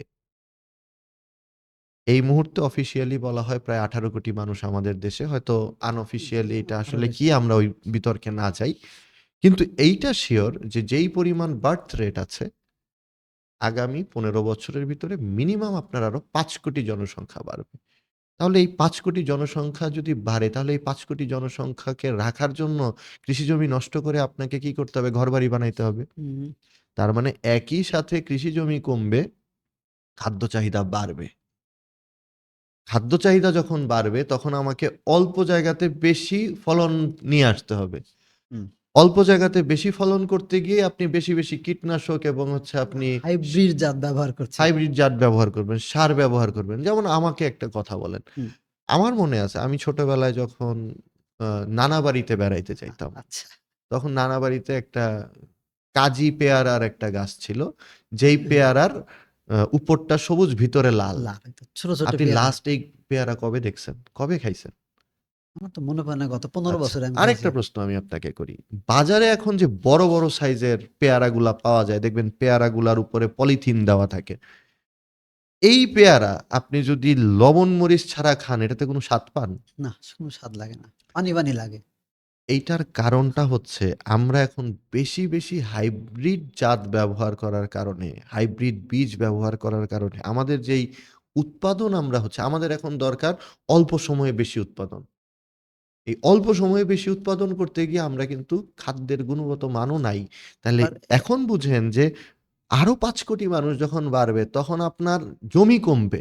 হুম, মানে একদিকে জমি কমবে, আরেকদিকে জমির আমরা ফলন শক্তিও নষ্ট করতেছি অতিরিক্ত সার ব্যবহারের সার ব্যবহার করে। এবং মানে আগামী ১৫ বছরে আমি তো দেখি না যে আমাদের কোনোভাবেই আমাদের মানে বাংলাদেশের বাউন্ডারি বাড়ার কোনো সুযোগ আছে।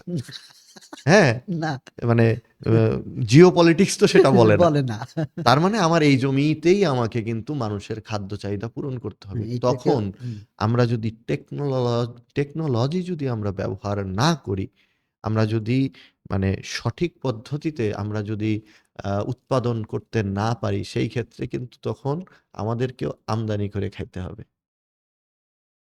তো এই জায়গাতে যদি আমাকে বলেন যে তারপরেও আমাদের মানুষের এখন যে একটা সেফ ফুডের চাহিদা, এই সেফ ফুডের চাহিদার জন্য অবশ্যই আপনাকে টেকনোলজি নিয়ে আসতে হবে এবং এই টেকনোলজি আপনি এখন যারা ফার্মার আছেন, যারা গতানুগতিক ফার্মিং করেন, ট্র্যাডিশনাল ফার্মিং করেন, এবং তাদেরকেও আপনি আবার এই টেকনোলজি তে ইনভলভ করতে পারবেন না। কারণ আমার একটা এক্সপেরিয়েন্স যে আমি গিয়ে হুম, যখন গ্রামের কৃষকদেরকে বলতেছি যে চাচা বয়সী কৃষকদেরকে যখন আমি বলতেছি যে, "চাচা আ এইটা ব্যবহার না করে আপনি এইটা করেন।" চাচা তখন আমার দিকে তাকায় বলে, "তুমি শহরে থাকো মিয়া, তুমি কি বুঝো? চাষের কি বোঝেন? আমি ৪০ বছর ধইরা হাল টানি। আমি ৪০ বছর ধইরা চাষাবাদ করি। তুমি আমার থেকে বেশি জানো?" মানে এই যে একটা ব্যাপার, এইটা কিন্তু গ্রাম অঞ্চলে একদম আছে। আচ্ছা, এবং আরেকটা জিনিস এখানে আছে, এই কৃষক যারা এখন আমাদের গ্রামে কৃষক, এরা সবাই খুব বয়স্ক হুম, এবং সবার ছোট, ছোট জমি এবং অর্থনৈতিকভাবেও তারা একটু দুর্বল। জি। তার মানে টেকনোলজি আপনি যেটা বলছেন ইউজ করার জন্য যে ইকোনমি দরকার বা অর্থ তাদের দরকার, সেই জায়গাগুলো কি করতে পারছে না এরকম মনে করেন? 100% করতে পারছে না এবং হুম, এটার একটা বড় কারণ হচ্ছে যে বড়, বড় কৃষক যারা আছে তারা কি করে? শুরুতে এমন কিছু জায়গাতে ইনিশিয়াল ইনভেস্টমেন্ট করে ফেলে যেটার কারণে লং রানে তার প্রোডাকশন কস্টটা কমে আসে অথবা লং রানে সে একটা ভালো প্রোডাকশন পায়।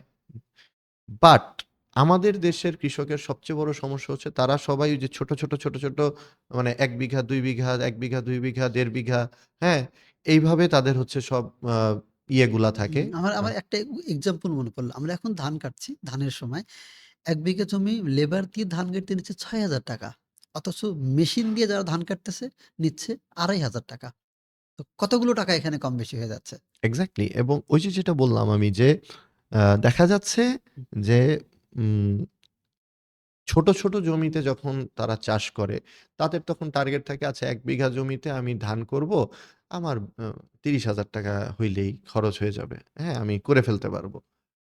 তো এইভাবে করে তারা যখন ছোট করে জিনিসগুলা করে, ওই জায়গা থেকে দেখা যায় যে তারা মানে খুব বেশি টেকনোলজি এখানে ইনভলভ করতেও চায় না।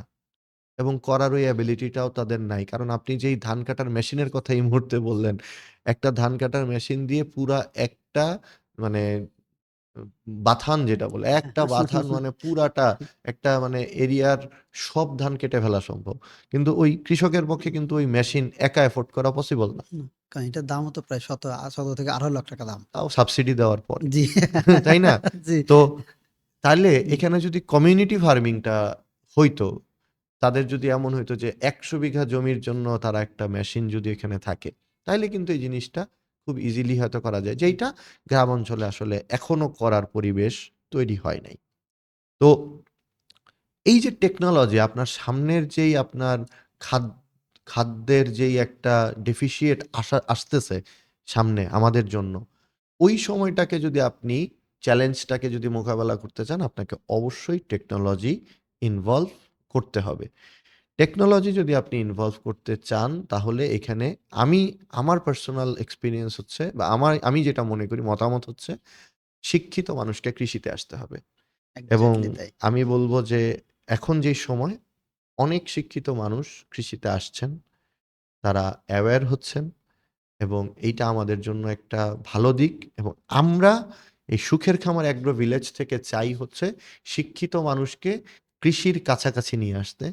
তাদেরকে বুঝানোর জন্য যে আপনার যে গ্রামে বাবার কিছু জমি পড়ে আছে যেটা বর্গা দিয়ে রাখছেন, ওই জমিটাই হয়তো আপনার জন্য একটা ফ্যাক্টরি হইতে পারে।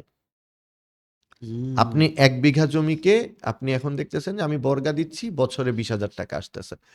কিন্তু এই ১ বিঘা জমিতে প্রপার টেকনোলজি ব্যবহার করে কিন্তু ১ বিঘা জমি থেকে বছরে কিন্তু ১০ থেকে ১৫ লাখ টাকাও আর্ন করা পসিবল।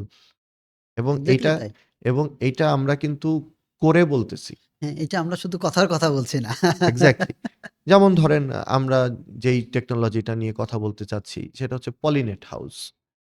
আমাদের পার্শ্ববর্তী দেশে কিন্তু এখন পলিনেট হাউসটা মানে গভর্নমেন্ট সাবসিডি দিয়ে প্রমোট করতেছে। whereas আমাদের দেশে খুব ছোট আকারে হচ্ছে, কিছু জায়গায় হচ্ছে কিন্তু this is the future of agriculture. আমাদের সাবকন্টিনেন্টের জন্য। কেন সেটা? আমাদের দেশে বা আমাদের সাবকন্টিনেন্টের সবচেয়ে বড় সমস্যা হচ্ছে আমাদের ক্লাইমেট। আমাদের যেই আমাদের দেশের যেই মাটি, এই মাটিকে আমি বলব স্বর্ণ। কারণ আপনি দেখবেন যে একটা আম খেয়ে যদি আপনি আটি ফেলে দেন, ওই আটি যদি মাটিতে পড়ে, আপনি দেখবেন যে ওই আটি থেকে গাছ হয়ে যাচ্ছে। আমাদের মাটি এতটা উর্বর। কিন্তু আমাদের প্রবলেমের জায়গাটা হচ্ছে আমাদের ক্লাইমেট। দেখা যায় যে প্রতি বছর ধরেন সচরাচর ৩ টা চাষ হয়। হ্যাঁ? হুম, বছরে ৩ টা চাষ হয়। কিন্তু অতিবৃষ্টি, অনাবৃষ্টি, খরা এই প্রচন্ড যে ঠান্ডা। প্রচণ্ড ঠান্ডা, এইসব প্রবলেমের কারণে আপনি দেখবেন প্রতি ৫ বছরে যেখানে আপনার ১৫ টা মানে ফসল ফসল হয়। হওয়ার কথা, তার মধ্যে মিনিমাম ৩-৪ টা ফসল এই ক্লাইমেটের কারণে কিন্তু কৃষকের নষ্ট হচ্ছে। গত বছর আমরা এটাতে দেখেছি ওই যে ফুলকপি চাষ করতে বৃষ্টির কারণে সবার দেরি হইছে। সবাই একসাথে হারভেস্ট করছে। এক্সাক্টলি। সো এই যে সমস্যাটা, একটা সমস্যা হচ্ছে যে আমাদের ক্লাইমেটের কারণে আমরা কি করতে পারি না, আমাদের ফসল নষ্ট হয়। দ্বিতীয়ত হচ্ছে আমরা এই ক্লাইমেটটাকে কন্ট্রোল করার জন্য যে টেকনোলজি, এই টেকনোলজি আমাদের ফার্মাররা ব্যবহার করবে না। কারণ এই যে পলিনেট হাউসের আমরা কথা বলছি, পাশের আমাদের পার্শ্ববর্তী দেশ এটাকে কিন্তু প্রচণ্ড রকমভাবে প্রমোট করতেছে এখন। পলিনেট হাউসের সুবিধা কি? পলিনেট হাউসের সুবিধা হচ্ছে যে ১ বিঘা জমিতে যদি আপনি পলিনেট হাউস করেন, তাহলে সারা বছর এই জমিতে গরমের মধ্যেও আপনি টেম্পারেচারকে এখানে কন্ট্রোলে রাখতে পারতেছেন। শীতের মধ্যেও আপনার এই জমির ভিতরের যেই আবহাওয়া, এইটা অতটা ঠান্ডা হচ্ছে না। বৃষ্টি এটাকে কোনোভাবেই টাচ করতেছে না। তার মানে সারা বছর আপনি যখন যেইটা চান সেইটাই উৎপাদন করতে পারতেছেন। কারণ আপনার মাটি তো উর্বর। উর্বর। এবং আরেকটা ইন্টারেস্টিং বিষয়, বাইরের পোকা আপনার ভিতরে আসতে পারতেছে না। এক্সাক্টলি, যে বাইরে থেকে যেই পোকামাকড়ের আক্রমণ, পলিনেট হাউস থাকার কারণে কিন্তু ওই আক্রমণ থেকেও আপনি বেঁচে যাচ্ছেন। এবং অল্প পেস্টিসাইড ব্যবহার করেও বা পেস্টিসাইড ব্যবহার না করেও এখান থেকে আপনি আবার কিছু উৎপাদন করতে পারছেন। জৈব পেস্টিসাইড আছে যেগুলো আমরা ভিতরে ব্যবহার করলে যদি বাইরে থেকে না আসে ওইটাও কন্ট্রোল করা সম্ভব হয়। আপনাকে একটা উদাহরণ হুম। দিয়ে বলি। প্রত্যেক বছর দেখবেন বর্ষার পরে, এটা গত ৪-৫ বছর ধরে যারা আমাদের ফেসবুকে আছে, একটা ট্রেন্ড আপনারা দেখবেন। বর্ষা শেষ হয়ে যাওয়ার পরেই মানে হেডলাইন হয় হচ্ছে ৳১৫০০ কেজি কাঁচামরিচ, ইয়েস। ৳১২০০ কেজি কাঁচামরিচ। আচ্ছা।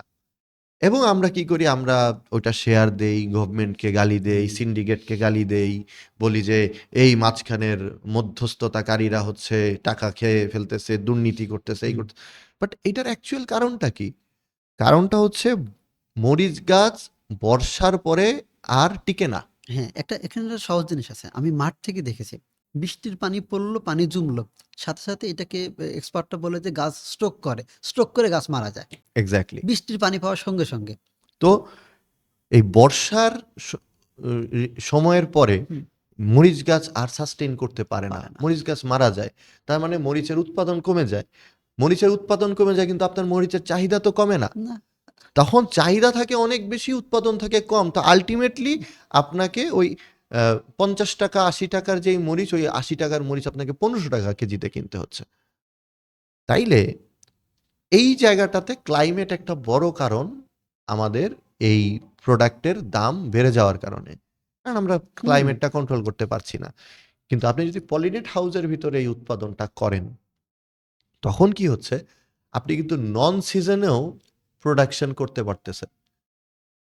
শীতের যেই সবজিটা, ওই সবজিটা আপনি গ্রীষ্মেও আপনি ওইটাকে উৎপাদন করতে পারতেছেন এবং কোনো ধরনের ক্লাইমেট কিন্তু ওইখানে আপনাকে স্পর্শ করবে না। স্পর্শ করতেছে এবং না। এইটা শীতের যদি আমরা আরো চমৎকারভাবে হয়। যদি আমরা যেই প্রোডাক্টটা আ ডিসেম্বরে হারভেস্ট করার কথা, হয়তো ২ মাস আগে করছি। এটা যদি আমরা ৩ মাস আগে করব, আমরা কিন্তু করতে পারব তখন।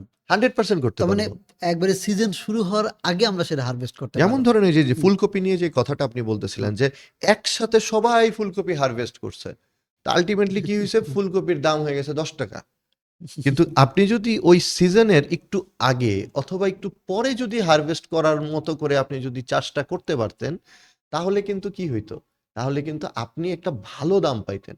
মানে বাজারে কোথাও ফুলকপি নাই, আপনি ফুলকপি লঞ্চ করছেন। মানে নরমালি জিনিসটাকে ব্যবসার মতো করে দেখেন যে মার্কেটে এই মুহূর্তে এই জিনিসটা নাই কারো কাছে। আপনি মার্কেটে নিয়ে আসছেন, তখন আপনি যা দাম চাবেন সেই দামই কিন্তু করতে পারবেন। সেই দামই দাম। বিজনেস পার্সপেক্টিভ থেকে যদি আপনি হুম, এটাকে ভাবেন।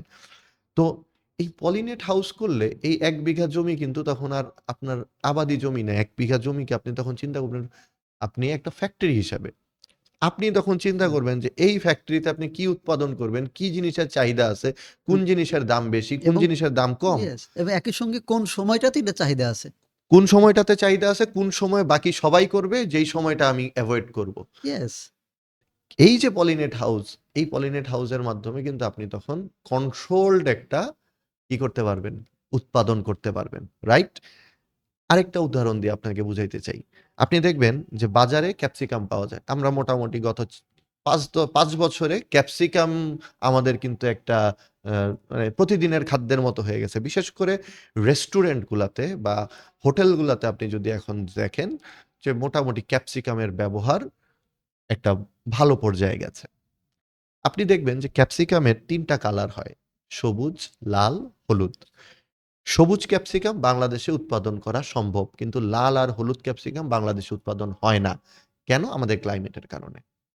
যেই কারণে সবুজ ক্যাপসিকামের কেজি পড়ে হচ্ছে ৳৮০ থেকে ৳১০০, হুম। লাল আর হলুদটার দাম পড়ে হচ্ছে ৳৪০০ থেকে ৳৬০০ কেজি। কারণ এই ২ টা আমাদের দেশে উৎপাদন হয় না। এই ২ টা আমাদেরকে আমদানি করে খেতে হয়। এখন এই যে ২ টা ক্যাপসিকাম আপনি আমদানি করে খেতে হচ্ছে, এটার কারণ হচ্ছে যে আমাদের যেই সানের যেই হিট, হুম। এই হিটে লালটা আর লাল থাকে না, হলুদটাও আর হলুদ থাকে না। ডিসকালার হয়ে যায়, ওটা মার্কেটে বিক্রি হয় না। ঠিক আছে? সবুজটা ও যেহেতু গাঢ় কালার ও হুম। সানের মধ্যেও হয়, যে কারণে সবুজের উৎপাদনটা কিন্তু ঠিকমতো হচ্ছে। কিন্তু আপনার এই জায়গায় আমি কানেক্ট করতে চাই। 5 স্টার হোটেলগুলো যেসব ক্যাপসিকাম ব্যবহার করে ওদের এখনো এক্সপোর্ট করতে হয়। সরি এখনো ইম্পোর্ট করতে হয়। হ্যাঁ, কারণ আমাদের এগুলো তো একটু পোড়া, পোড়া কালার হয়ে যায়। এবং সবুজটাও। এবং বড় একটা হুম, ডিমান্ড আছে এখন এই ২ টা মানে হলুদ এবং লাল হুম, ক্যাপসিকামের। এই হলুদ এবং লাল ক্যাপসিকাম বাংলাদেশে পারফেক্টলি উৎপাদন করা সম্ভব যদি আপনি পলিনেট হাউসে করেন। এখন আপনি দেখেন, আপনি এনালাইসিস করে বের করলেন যে প্রতি বছর আমরা কি পরিমাণ হলুদ এবং লাল ক্যাপসিকাম বাংলাদেশে আমদানি করতেছি। ওইটাকে আপনি ক্যালকুলেট করে পলিনেট হাউস সেটআপ করে যদি ওই পরিমাণ উৎপাদন দেশেই আপনি করেন এবং এইটা যদি আপনাকে আমদানি করে আর না আনতে হয়, তাহলে কিন্তু আপনি দেশের অর্থনীতিতে একটা বড় অবদান রেখে ফেলতেছেন। ইয়েস। এবং এইটা কখন সম্ভব? যখন পলিনেট হাউসের মধ্যে আপনি এটা কন্ট্রোলড হারভেস্টিং করবেন বা হুম, কন্ট্রোলড আপনি উৎপাদন প্রোডাকশন করবেন। তাই না? এই জায়গাটাতে সমস্যা হচ্ছে আন্ডারস্ট্যান্ডিং। আমাদের যারা কৃষক আছেন, তারা এইটা বুঝবে না নাম্বার 1, বুঝতে চাবেন না। দ্বিতীয়ত একটা বড় ব্যারিয়ার তাদের আছে। তারা যদি বুঝেও, এখানেও একটা বড় ব্যারিয়ার আছে। একটা পলিনেট হাউসের ইনিশিয়াল সেটআপমেন্ট কস্ট কিন্তু অনেক হাই। অনেক বেশি। আপনাকে চিন্তা করতে হবে যে একটা ১ বিঘা জমিতে একটা পলিনেট হাউস সেটআপ করতে আপনার মিনিমাম ৳১০ থেকে ৳১৫,০০,০০০ খরচ হবে। কৃষকের হাতে তো একসাথে শুরুতে এত টাকা কখনোই থাকে না। তাহলে এইটাতে আসতে হবে হচ্ছে শিক্ষিত মানুষকে যারা ইনভেস্টমেন্ট বুঝে। কারণ হুম। এই ৳১৫,০০,০০০ কিন্তু আপনার ইনিশিয়াল ইনভেস্টমেন্ট, বাট এইটা কিন্তু আপনি ১৫ বছর চলবে আপনার। এটা তো ১ একবার যখন বছরের ইনভেস্টমেন্ট না এটা। এটা ১ বছরের ইনভেস্টমেন্ট না। তার মানে আপনাকে ওখানে ROI ক্যালকুলেট করতে হবে, ডেপ্রিসিয়েশন ক্যালকুলেট করে আপনাকে ব্যবসায় নামতে হবে। আর এইগুলা বুঝবে কারা? এগুলা বুঝবে হচ্ছে আমি বলব যে ইয়াং ব্লাড, ইয়াং পিপল বুঝবে, শিক্ষিত মানুষ বুঝবে। যারা ক্যালকুলেশন করে বুঝবে যে না, এই প্রোডাকশনটা পলিনেট হাউস দিয়ে করলে আমি সেফ। আমার আগামী ৫ বছর বা ১০ বছর যদি আমি করি, আমার একটা সিজনে কোনো একটা ফসল প্রাকৃতিক কারণে, ক্লাইমেটের কারণে নষ্ট হবে না। হুম, প্লাস এই জায়গাতে আমার ফলন বাড়বে। ১ বিঘা জমিতে খোলা আকাশের নিচে যদি ফলন হয় সে ফর এক্সাম্পল ১০০ টন, এই পলিনেট হাউসের ভিতরে ফলন হবে হচ্ছে ১৫০ থেকে ২০০ টন। প্রোডাক্টিভিটি বাড়তেছে। আমার এবং সময়ও কম লাগে। পেস্টিসাইডের ব্যবহার কমে যাচ্ছে। ইয়েস, তাই না? Yes, yes. তার মানে আমি কিন্তু, হুম। এবং সবচেয়ে বড় ব্যাপার হচ্ছে যে এমনও হইতে পারে, আমি এই যে ক্যাপসিকাম দিয়ে আপনাকে বুঝাইতে চাই। আপনি যখন পলিনেট হাউসে এই ক্যাপসিকাম উৎপাদন করতেছেন, আপনি তখন এই ক্যাপসিকাম আপনি রপ্তানিও করতে পারবেন। তো এই যে ব্যাপারগুলা, এই ব্যাপারগুলা বুঝার জন্য আসলে শিক্ষিত মানুষের কৃষিতে আসা খুব বেশি জরুরি। দেখেন আপনি যেটা বলছেন শুধু ক্যাপসিকাম না, এটা কিন্তু মরিচে সম্ভব। কারণ মরিচ খোলা আকাশের নিচে চাষ করার পরে আমরা যেটা পাকে যখন, তখন যে কালার আসে, যখন হয়, এটাকে পলিনেট হাউসে করা হয়, তখন যে কালার আসবে, এটার যে স্বাদ গন্ধ হবে, সেটাও কিন্তু একটা অনন্যতার হ্যাঁ, পর্যায়ে নিয়ে যায়। অবশ্যই। আমরা খোলা আকাশে পেঁপে ভালো করতে পারি না। পেঁপে পাকলেই ও কালার নষ্ট হয়ে যায়। পেঁপের দাম কমে যায়। যদি এটা পলিনেট হাউসের মধ্যে হয়, এই পেঁপে যেটা বাজারে ৳১০০ কেজিতে বিক্রি হলে পাকার পরে, এটা অবশ্যই ৳১৫০ য় বিক্রি করতে পারবে। মানে কালারের জন্য, চেহারার জন্য। এক্সাক্টলি। তো আমাদেরকে আসলে কৃষিতে আমরা যে এসছি বা আমাদের যে হুম, প্রজেক্ট নিয়ে আমরা আসলে ভাবছি, এখানে আমরা অনেকগুলা জিনিসকে প্রমোট করতে চাই। আমরা আধুনিক কৃষিকে প্রমোট করতে চাই। আমরা শিক্ষিত মানুষকে কৃষিতে আনতে চাই। আমরা তাদেরকে খুব কাছ থেকে কৃষি দেখাতে চাই। পাশাপাশি হচ্ছে এর মাধ্যমে আমরা চাই আমাদের একটা কমিউনিটি বিল্ড আপ করতে, যেই কমিউনিটি একটা নিরাপদ খাদ্যের সংস্থান পাবে সুখের খামার অ্যাগ্রো ভিলেজের থ্রুতে। এই সুখের খামার অ্যাগ্রো ভিলেজ হয়তো 30 বিঘা জমির উপরে আমরা একটা মডেল গ্রাম বানাচ্ছি। কিন্তু এই মডেলের মাধ্যমে আমরা আশপাশের যারা কৃষক আছে তাদেরকেও আমরা এই জায়গাতে কি করতে চাই, এই জায়গাতে শিক্ষিত করে তুলতে চাই, এবং তারা যে উৎপাদন করবে সেই উৎপাদনকে, তাদের উৎপাদিত পণ্যকে আমরা বিপণন করতে চাই ই কমার্সের মাধ্যমে। সো হুম, এই যে প্রবলেমগুলা, হুম। এই এখানে জাস্ট ডটগুলাকে একটার সাথে আরেকটাকে কানেক্ট করা। এখানে আমাদের কৃষকের মেইন চ্যালেঞ্জ হলো উৎপাদনের, দ্বিতীয় নম্বর বড় চ্যালেঞ্জ হলো বিক্রিতে। বিপণনের। যদি এই বিপণন, উৎপাদন এবং মানে সঠিক পদ্ধতিতে উৎপাদন এবং সঠিক বিপণন তাদেরকে দেওয়া যায়, তো এই কৃষকরাও সোনা ফলাবে, সোনা বিক্রি করবে। এক্স্যাক্টলি। এবং আপনি যদি একজন কৃষককে, যেমন দেখেন এই হুম, মুহূর্তে বাংলাদেশে যদি বলেন, এই বড় বড় যেই প্রতিষ্ঠানগুলো আছে তারা কিন্তু মোটামুটি এই ফার্মের মুরগির যেই হুম, ইয়েটা, এটাকে কন্ট্রাক্ট ফার্মিং এর আন্ডারে নিয়ে এসছে। হুম। ম্যাক্সিমাম গ্রামের মানুষ কিন্তু এখন ওই নিজে একটা শেড করে নিজে আর মুরগি করে না। ওই সে হয়তো বড় একটা প্রতিষ্ঠানের কন্ট্রাক্ট ফার্মিং নিয়ে নিছে। ওই প্রতিষ্ঠান তাকে বাচ্চা দিবে, খাওয়া দিবে, সবকিছু দিবে। সে শুধু দেখভাল করবে। বা একটা সার্টেন টাইম পরে ওই কোম্পানি এসে তার কাছ থেকে প্রোডাক্ট কিনে নিয়ে চলে যাবে। তার মানে এখানে সে রিস্ক ফ্রি। তার মানে এই যে মডেলটা, এই মডেলটা যদি আপনি এই মুরগির মতো অন্যান্য জায়গাতেও যদি দিতে পারেন, মানুষ কিন্তু এটাকে অ্যাকসেপ্ট করবে। ধরেন আমি একজনকে বললাম যে, "ভাই, তোমার ২ বিঘা জমি আছে, তুমি কাটারি ভোগ চাল করো। আমি কিনে নিব তোমার কাছ থেকে।" কাটারি ভোগ কেন চাল করতে বলব? কারণ কাটারি ভোগ চালের শহর অঞ্চলে একটা ভালো ডিমান্ড আছে। শহর অঞ্চলের মানুষ আমরা এখন কি চাল খাই? মিনিকেট চাল খাই, নাজিরশাইল চাল খাই। মজার ব্যাপার হচ্ছে মিনিকেট আর নাজিরশাইল বলে কোনো ধানই নাই। মিনিকেট হুম। এবং নাজিরশাইল চাল হচ্ছে ওই যে আমরা যেটা ২৭ বলি এখন, মোটা হ্যাঁ, চাল একটু ২৭, ২৯, ২৭ মামুন এসব হ্যাঁ, ধান। হ্যাঁ, এইসব চালগুলাকে মেশিনিং এর মাধ্যমে কেটে লম্বা, চিকন, সুন্দর বের করে করে তারপরে এটাকে নাম দেওয়া হচ্ছে মিনিকেট মিলিয়ে এবং নাজিরশাইল। এসব ওই গ্রামের মানুষ কিন্তু এসব খায় না ভাই। খায় না এবং জানেও নাই নাম। ওই যে রাইস মিলগুলা হুম। এটাকে পলিশিং করে আমাদেরকে দিচ্ছে। আমরাও মনে করতেছি আরে কি সুন্দর চাল, এত লম্বা হয়, সুন্দর হয়, চিকন হয়। আমরা খাচ্ছি। আর ওরা কি করতেছে, ওই চাল মেশিনিং করতে গিয়ে যে গুঁড়াটা হচ্ছে, ওই গুঁড়াটা আবার আমরা আমাদের গরুর খামারে গরুরে কিনে খাওয়াই। এক্সাক্টলি তার তাই। মানে একটা মানে চালের ভিটামিনটা গরু খাচ্ছে। ভিটামিনটা গরু খাচ্ছে। মানে চালের উপরের অংশ পলিশ করে চালের যেই মনে করেন গুণগত মান নষ্ট করে দিয়ে ওটাকে সুন্দর করে প্যাকেজিং করে হচ্ছে আমরা মিনিকেট, নাজিরশাইল নামে খাচ্ছি।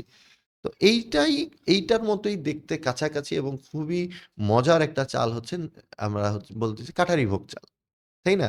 ধরেন এখন গ্রামের কৃষক কাঠারি ভোগ চাল করে না কেন? কারণ ও কাঠারি ভোগ চাল বিক্রি করার ওর জায়গা নাই। এখন আমি যদি তাকে বলি যে, "বাবা তুমি কাটারি ভোগ চাল করো, হুম, এই পদ্ধতিতে করো। আমি তোমার কাছ থেকে কাটারি ভোগ চাল কিনে নিব।" এবং সে যখন দেখবে যে হ্যাঁ, আমি অন্য একটা চাল করলে যেই হুম। প্রফিট করতাম কাটারি ভোগ করার কারণে আমি তো প্রফিট একটু বেশি পাচ্ছি। যেহেতু এটার মার্কেট প্রাইস ভালো, তখন কিন্তু সে কাটারি ভোগটা করবে। তার মানে আপনি যখন কৃষককে বিক্রির ব্যাপারে অ্যাসুরেন্স দিতে পারবেন, সে কিন্তু তখন কাজ করবে। এবং পাশাপাশি যদি এমনও হয় যে তাকে এই ফলনটা করার জন্য যদি ইনিশিয়াল ফাইন্যান্সটাও আপনি করতে পারেন। আমাদের একটা যেটা আমরা ক্রাউড ফান্ডিং যেটা হুম, অলরেডি আমরা করছি। এই পদ্ধতিতেও যদি আমরা কৃষককে যদি বলি যে, "বাবা তোমার যে খরচ লাগতেছে হুম। খরচও আমরা দিব। তোমার থেকে প্রোডাক্টও আমরা কিনে নিব। তুমি উৎপাদন করো। উৎপাদনের পরে তোমার যে প্রফিট হবে ওই তুমি দেখা গেছে যে তুমি হয়তো একটা কি বলে মাইক্রো ফাইন্যান্স থেকে তুমি হয়তো সুদে টাকা নিতা। তোমার সুদে টাকা নেওয়ার দরকার নাই। তোমার জিনিসটা আর সুদে থাকা লাগলো সুদে না। থাকার দরকার নেই। তুমি আমাদের থেকে ইনভেস্টমেন্ট নাও। তুমি আমাদের এটা উৎপাদন করো। আমরা তোমার থেকে কিনে নিব। দেন তোমার সাথে আমরা প্রফিট শেয়ার করব। তার মানে কি এখানে সুদেও আসলো না। মানে আপনি হুম, যদি রিলিজিয়াস পয়েন্ট অফ ভিউ থেকে চিন্তা করেন, তাকেও আপনি সুদের থেকে বের করে হুম, নিয়ে আসলেন হ্যাঁ। এবং তাকে আপনি বিক্রির অ্যাসুরেন্স দিলেন।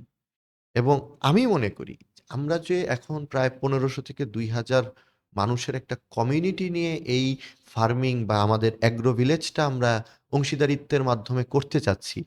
এই মানুষগুলারও তখন কিন্তু আমরা 100% খাদ্য চাহিদা, নিরাপদ খাদ্যের চাহিদা পূরণ করার একটা সুযোগ পাবো এবং ই-কমার্স প্ল্যাটফর্মের মাধ্যমে আমরা কিন্তু সারা বাংলাদেশের মানুষের কাছেও এই প্রোডাক্টগুলা কি করতে পারবো? বিপণন করতে পারবো।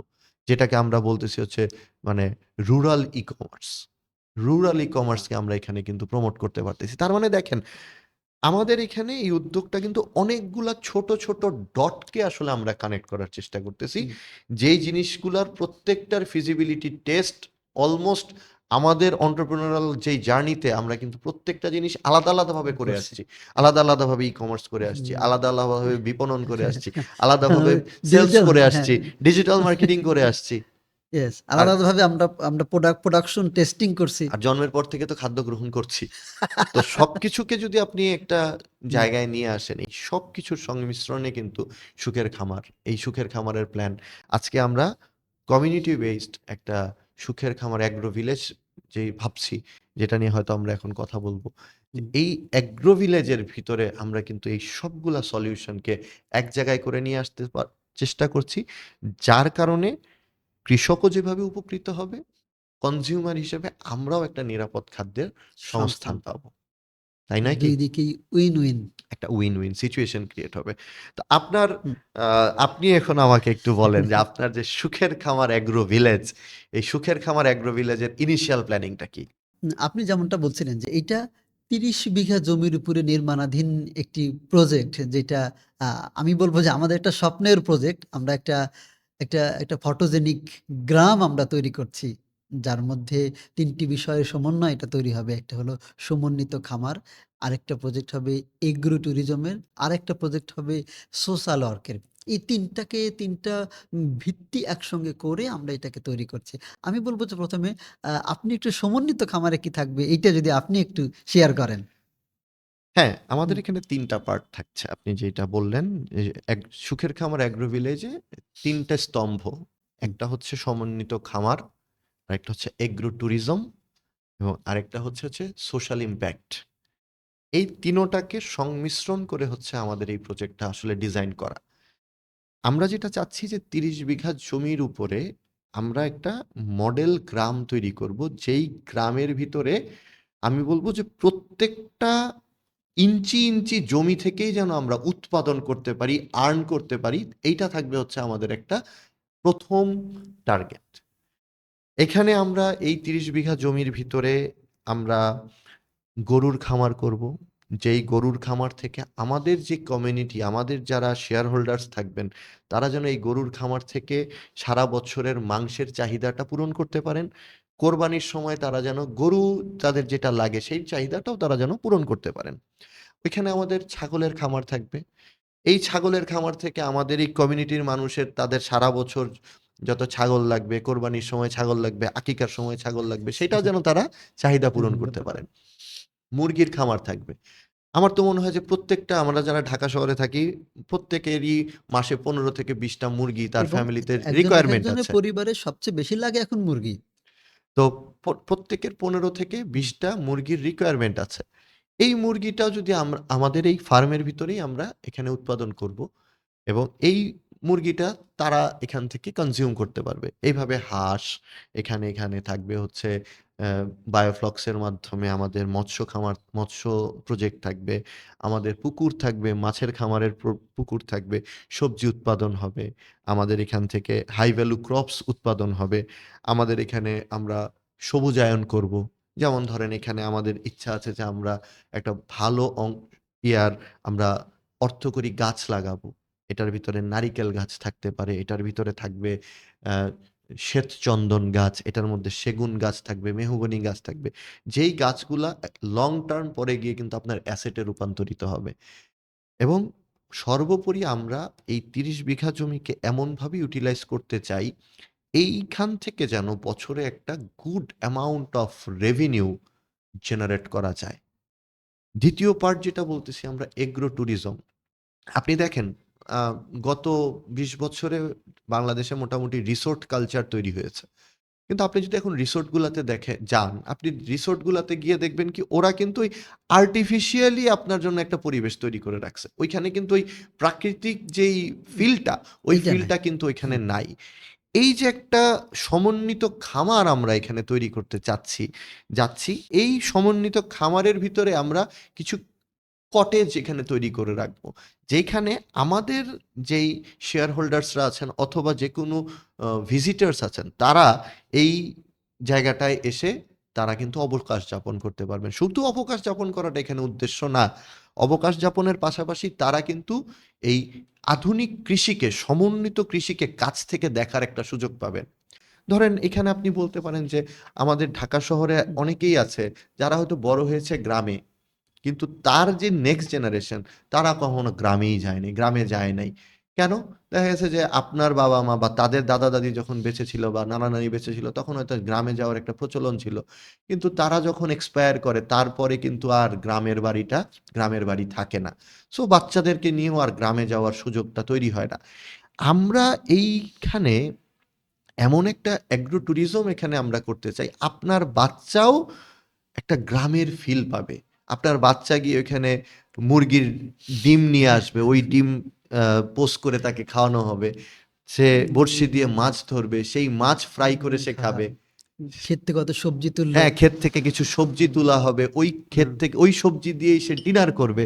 গরুর তো দুধ দহন করা হলো, রাতে সে এটা খেয়ে ঘুমিয়ে পড়লো। এক্সাক্টলি, এবং এইটা কিন্তু অলরেডি দেখেন আমরা যে একটা ইকো কটেজ তৈরি করেছি, সেখানে মানুষের যে উপচে পড়া ভিড়, গত কয়েক মাসে ২০০ র বেশি মানুষ এখানে এসেছে। তাদের যে চোখে মুখে আকুতি আমি দেখেছি। আপনি তো সবসময় দেখতে পারেন নাই।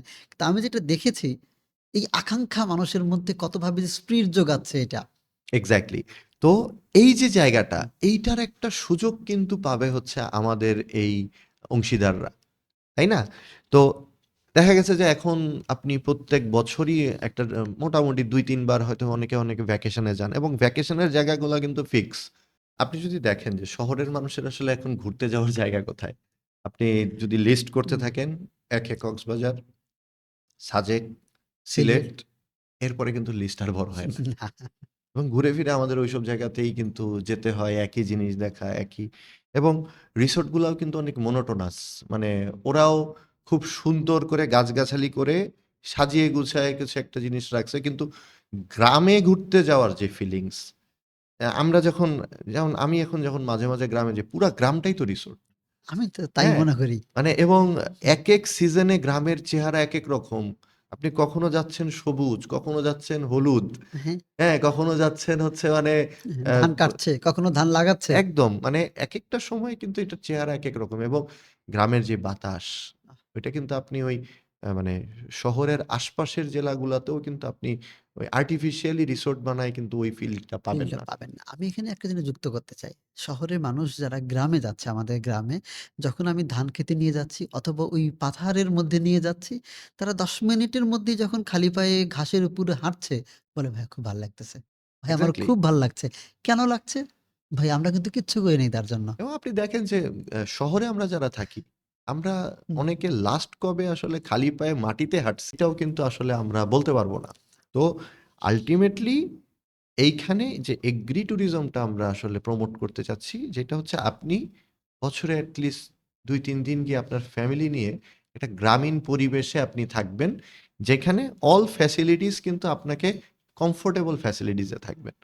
ইটস নট লাইক যে ওই যে আমরা গ্রামে না যাওয়ার যে কিছু কারণ থাকে, যে গ্রামে গেলে ফ্যাসিলিটিস ঠিক থাকে না।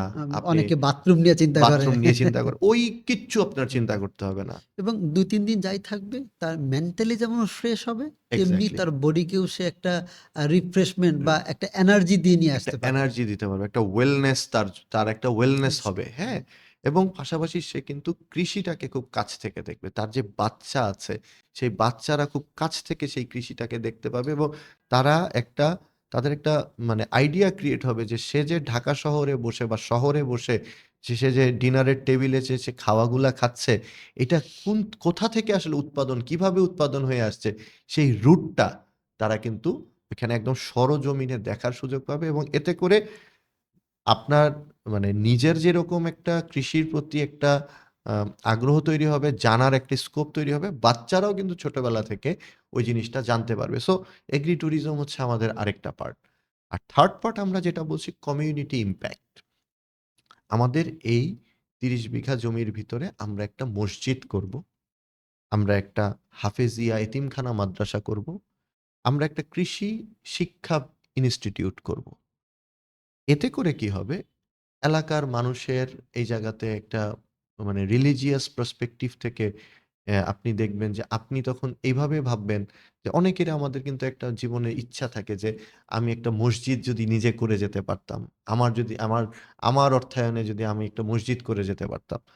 এইখানে ওই সুযোগটা আপনি পাচ্ছেন। আপনি হুম, দলগতভাবে হুম, আমরা কমিউনিটি হয়ে হুম। অংশীদারিত্বের মাধ্যমে আপনি কিন্তু একটা মসজিদের প্রতিষ্ঠাতা হওয়ার সুযোগ পাচ্ছেন। এবং এখন কিন্তু দেখেন সব জায়গায় মসজিদ আছে। তার মানে সবার ভাগ্যেই এই সুযোগ আসেও না। একটা এক্সাক্টলি। একটা মসজিদের প্রতিষ্ঠাতা হওয়ার। এক পাশাপাশি ধরেন এখানে হুম, আপনি একটা এতিমখানা মাদ্রাসা, এখানে এতিমরা হাফেজিয়া মাদ্রাসায় তারা হচ্ছে কোরআনের শিক্ষা নিবে। কোরআন মুখস্থ করবে। হ্যাঁ? কোরআনের হুম, এই একটা এতিমখানা মাদ্রাসারও আপনি এখানে প্রতিষ্ঠাতা হওয়ার সুযোগ পাচ্ছেন। আপনি এখানে একটা কৃষি শিক্ষা ইনস্টিটিউশন হচ্ছে যার মাধ্যমে আপনি কিন্তু যারা আগ্রহী আছে কৃষিতে আসতে চায় এবং আ গ্রামের কৃষকরা এবং তাদের নেক্সট জেনারেশনরা তাদেরকে আপনি এখান থেকে কৃষিতে প্রযুক্তিগত কৃষিতে আপনি এখানে তাদেরকে কি করতে পারতেছেন? এখানে তাদেরকে শিক্ষিত করতে পারতেছেন এবং হুম। আপনার যেই খামারটাই কিন্তু ক্লাসরুম। ইয়েস! আর আমরা এখানে সুখের খামার ফাউন্ডেশন নামে একটা ফাউন্ডেশন আমরা এখানে করছি। যেখানে আমাদের প্রত্যেক অংশীদার সেই ফাউন্ডেশনের একজন প্রতিষ্ঠাতা সদস্য হবেন এবং এই ফাউন্ডেশনের মাধ্যমে আমরা সোশ্যাল ইমপ্যাক্টফুল কাজগুলা করব। আমরা গ্রামের মহিলাদেরকে এই আধুনিক কৃষিতে আমরা নিয়ে আসব। আমরা চেষ্টা করব গ্রামের মহিলারা তারা যে হাঁস পালতেছে, মুরগি পালতেছে তাদেরকে অর্থায়ন করার এবং সেই হাঁস মুরগি আমরা আবার বিপণনের ব্যবস্থা করে দিব। তাদের সোশ্যাল উন্নয়নের জন্য আমাদের এই ফাউন্ডেশন কাজ করবে। আমরা তাদেরকে বিভিন্নভাবে সহযোগিতা করার চেষ্টা করব।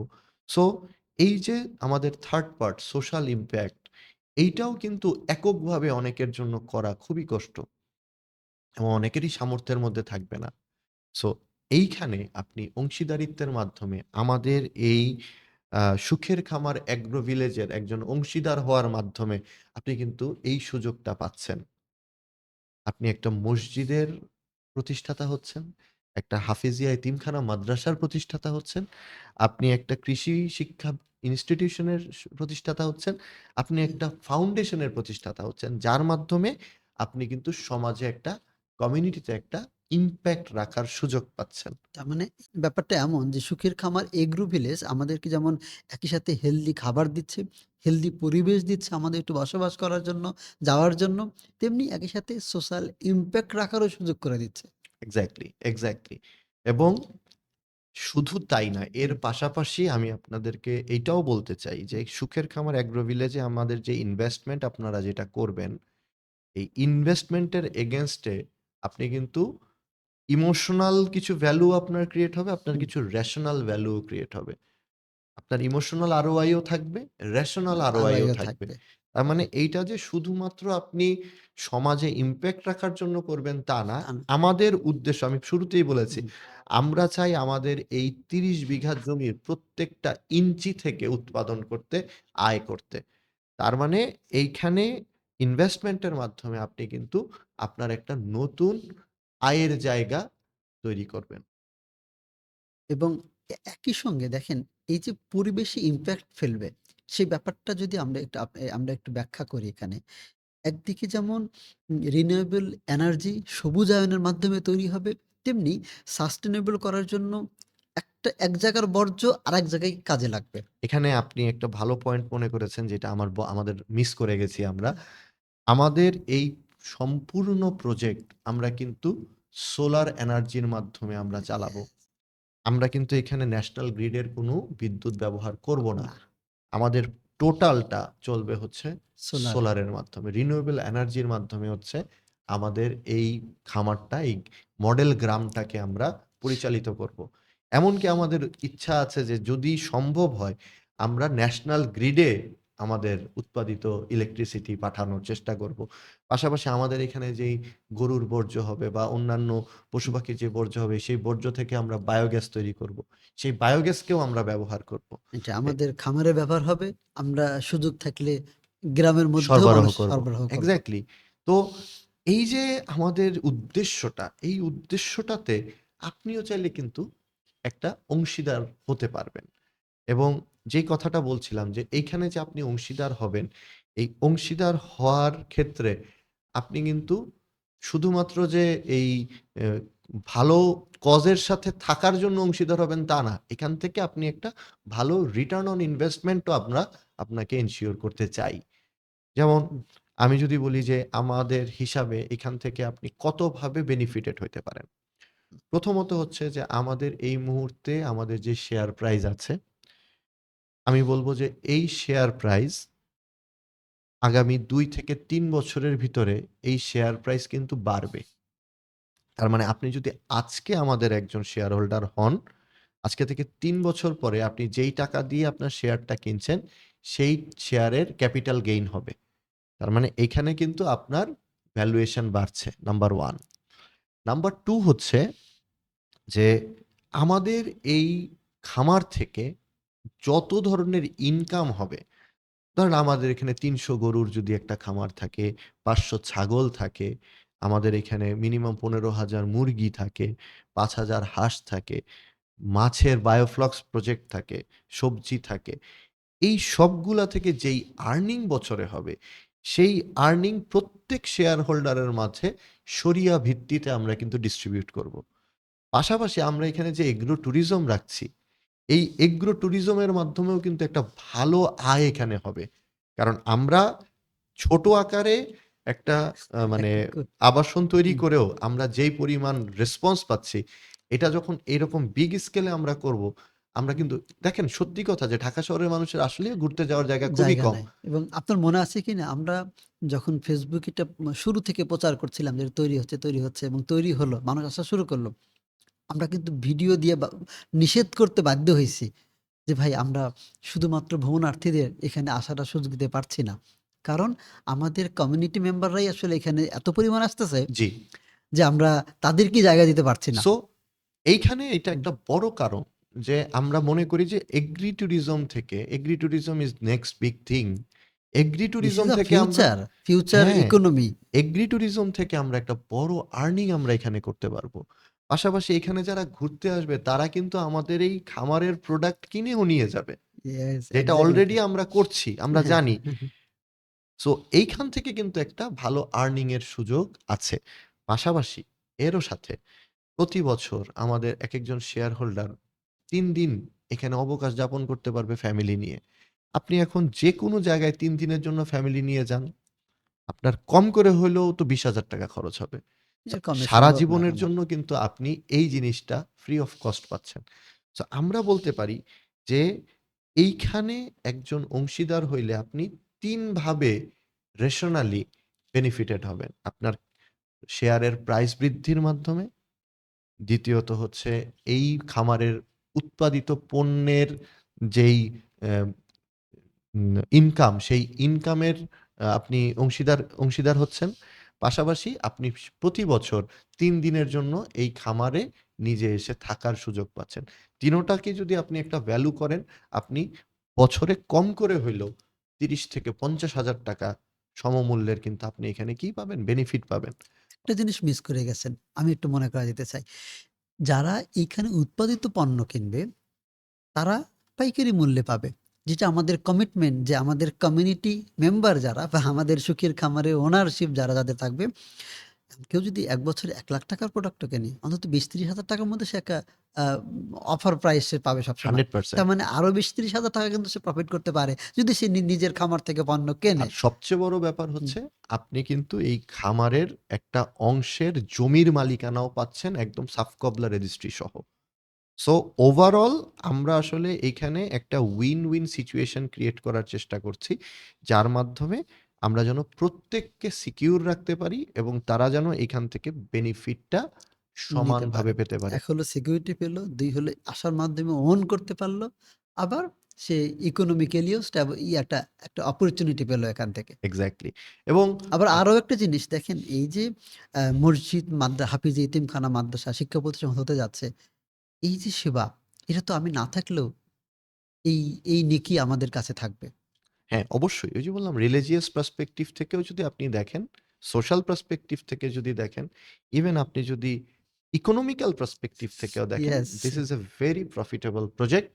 এবং আমরা জানি যে আমাদের যে কৃষিতে আপনার গত 10 বছরের যে এক্সপিরিয়েন্স, আমার গত 4-5 বছরের যে এক্সপিরিয়েন্স, এবং আমাদের যে এই গত 2 বছরের বিশেষ করে যে পাইলটিং, এইটা আমাদেরকে একটা মানে সাকসেসফুল জায়গায় নিয়ে যাওয়ার মানে আমরা দ্বার প্রান্তে আছি। এবং আমি আরেকটা জিনিস এখানে অ্যাড করতে চাই, এত বড় একটা প্রজেক্ট করার ক্ষেত্রে আমরা কিন্তু শুধু নিজেদের নলেজের উপরেই ডিপেন্ডেন্ট না। না, অলরেডি বাংলাদেশ কৃষি বিশ্ববিদ্যালয় ময়মনসিংহের ৫ জন রিটায়ার্ড প্রফেসর কিন্তু আমাদের এখানে অ্যাডভাইজার হিসেবে জয়েন করেছেন।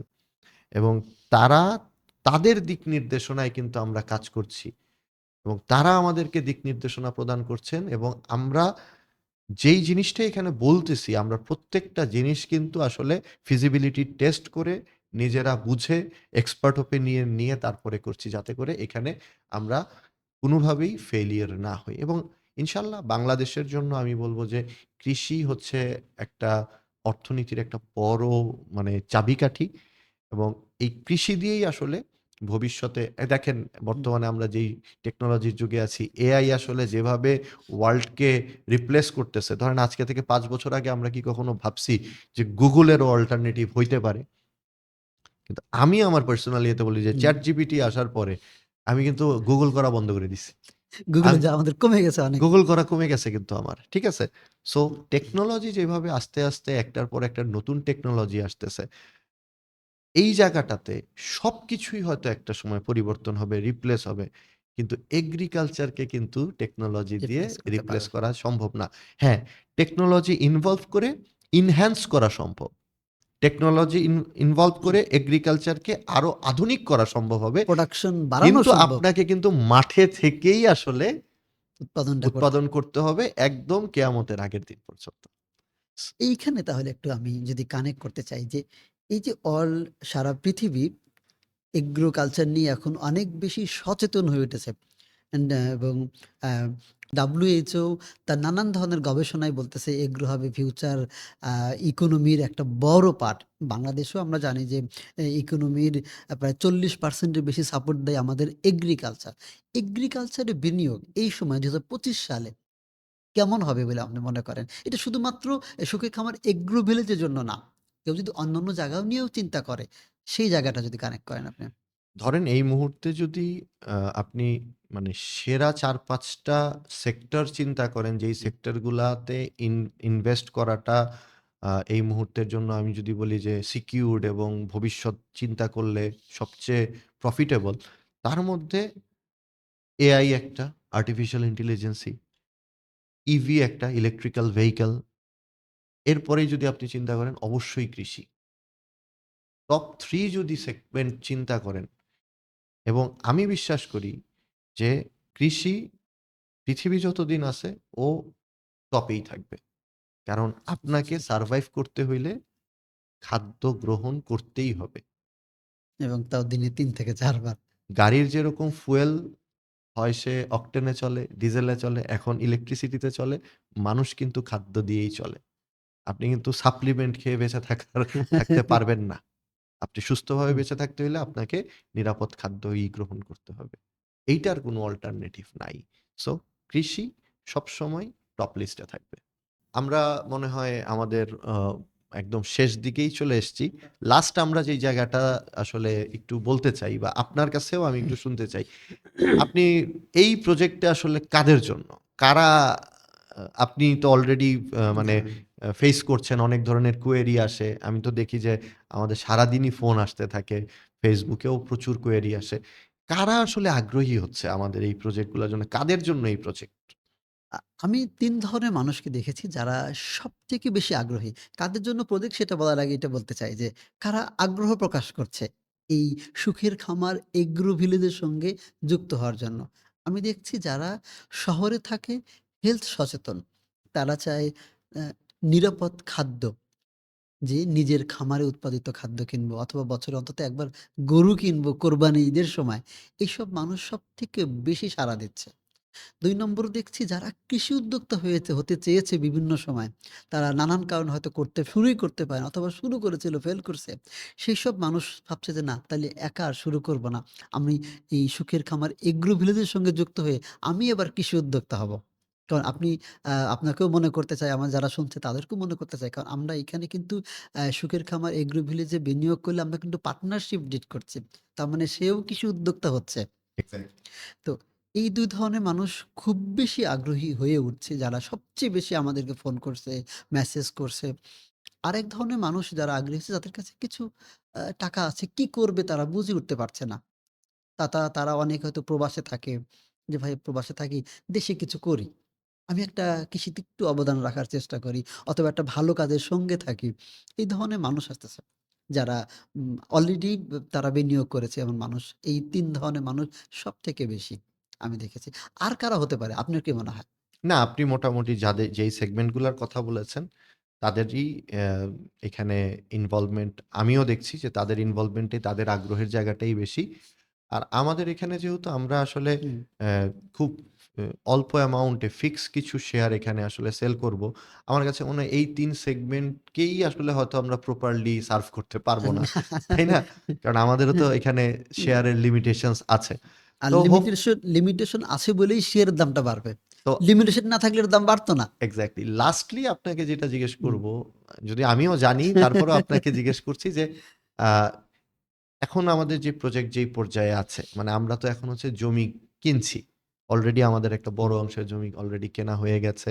ওই জায়গাতে আমরা হয়তো মসজিদের কাজটা আমরা খুব এই বছরের মধ্যেই ইনশাআল্লাহ শুরু শুরু করার করব। আমাদের একটা প্ল্যানিং আছে। আমাদের এইটা কতদিন লাগবে হচ্ছে টোটালি এস্টাবলিশ হইতে?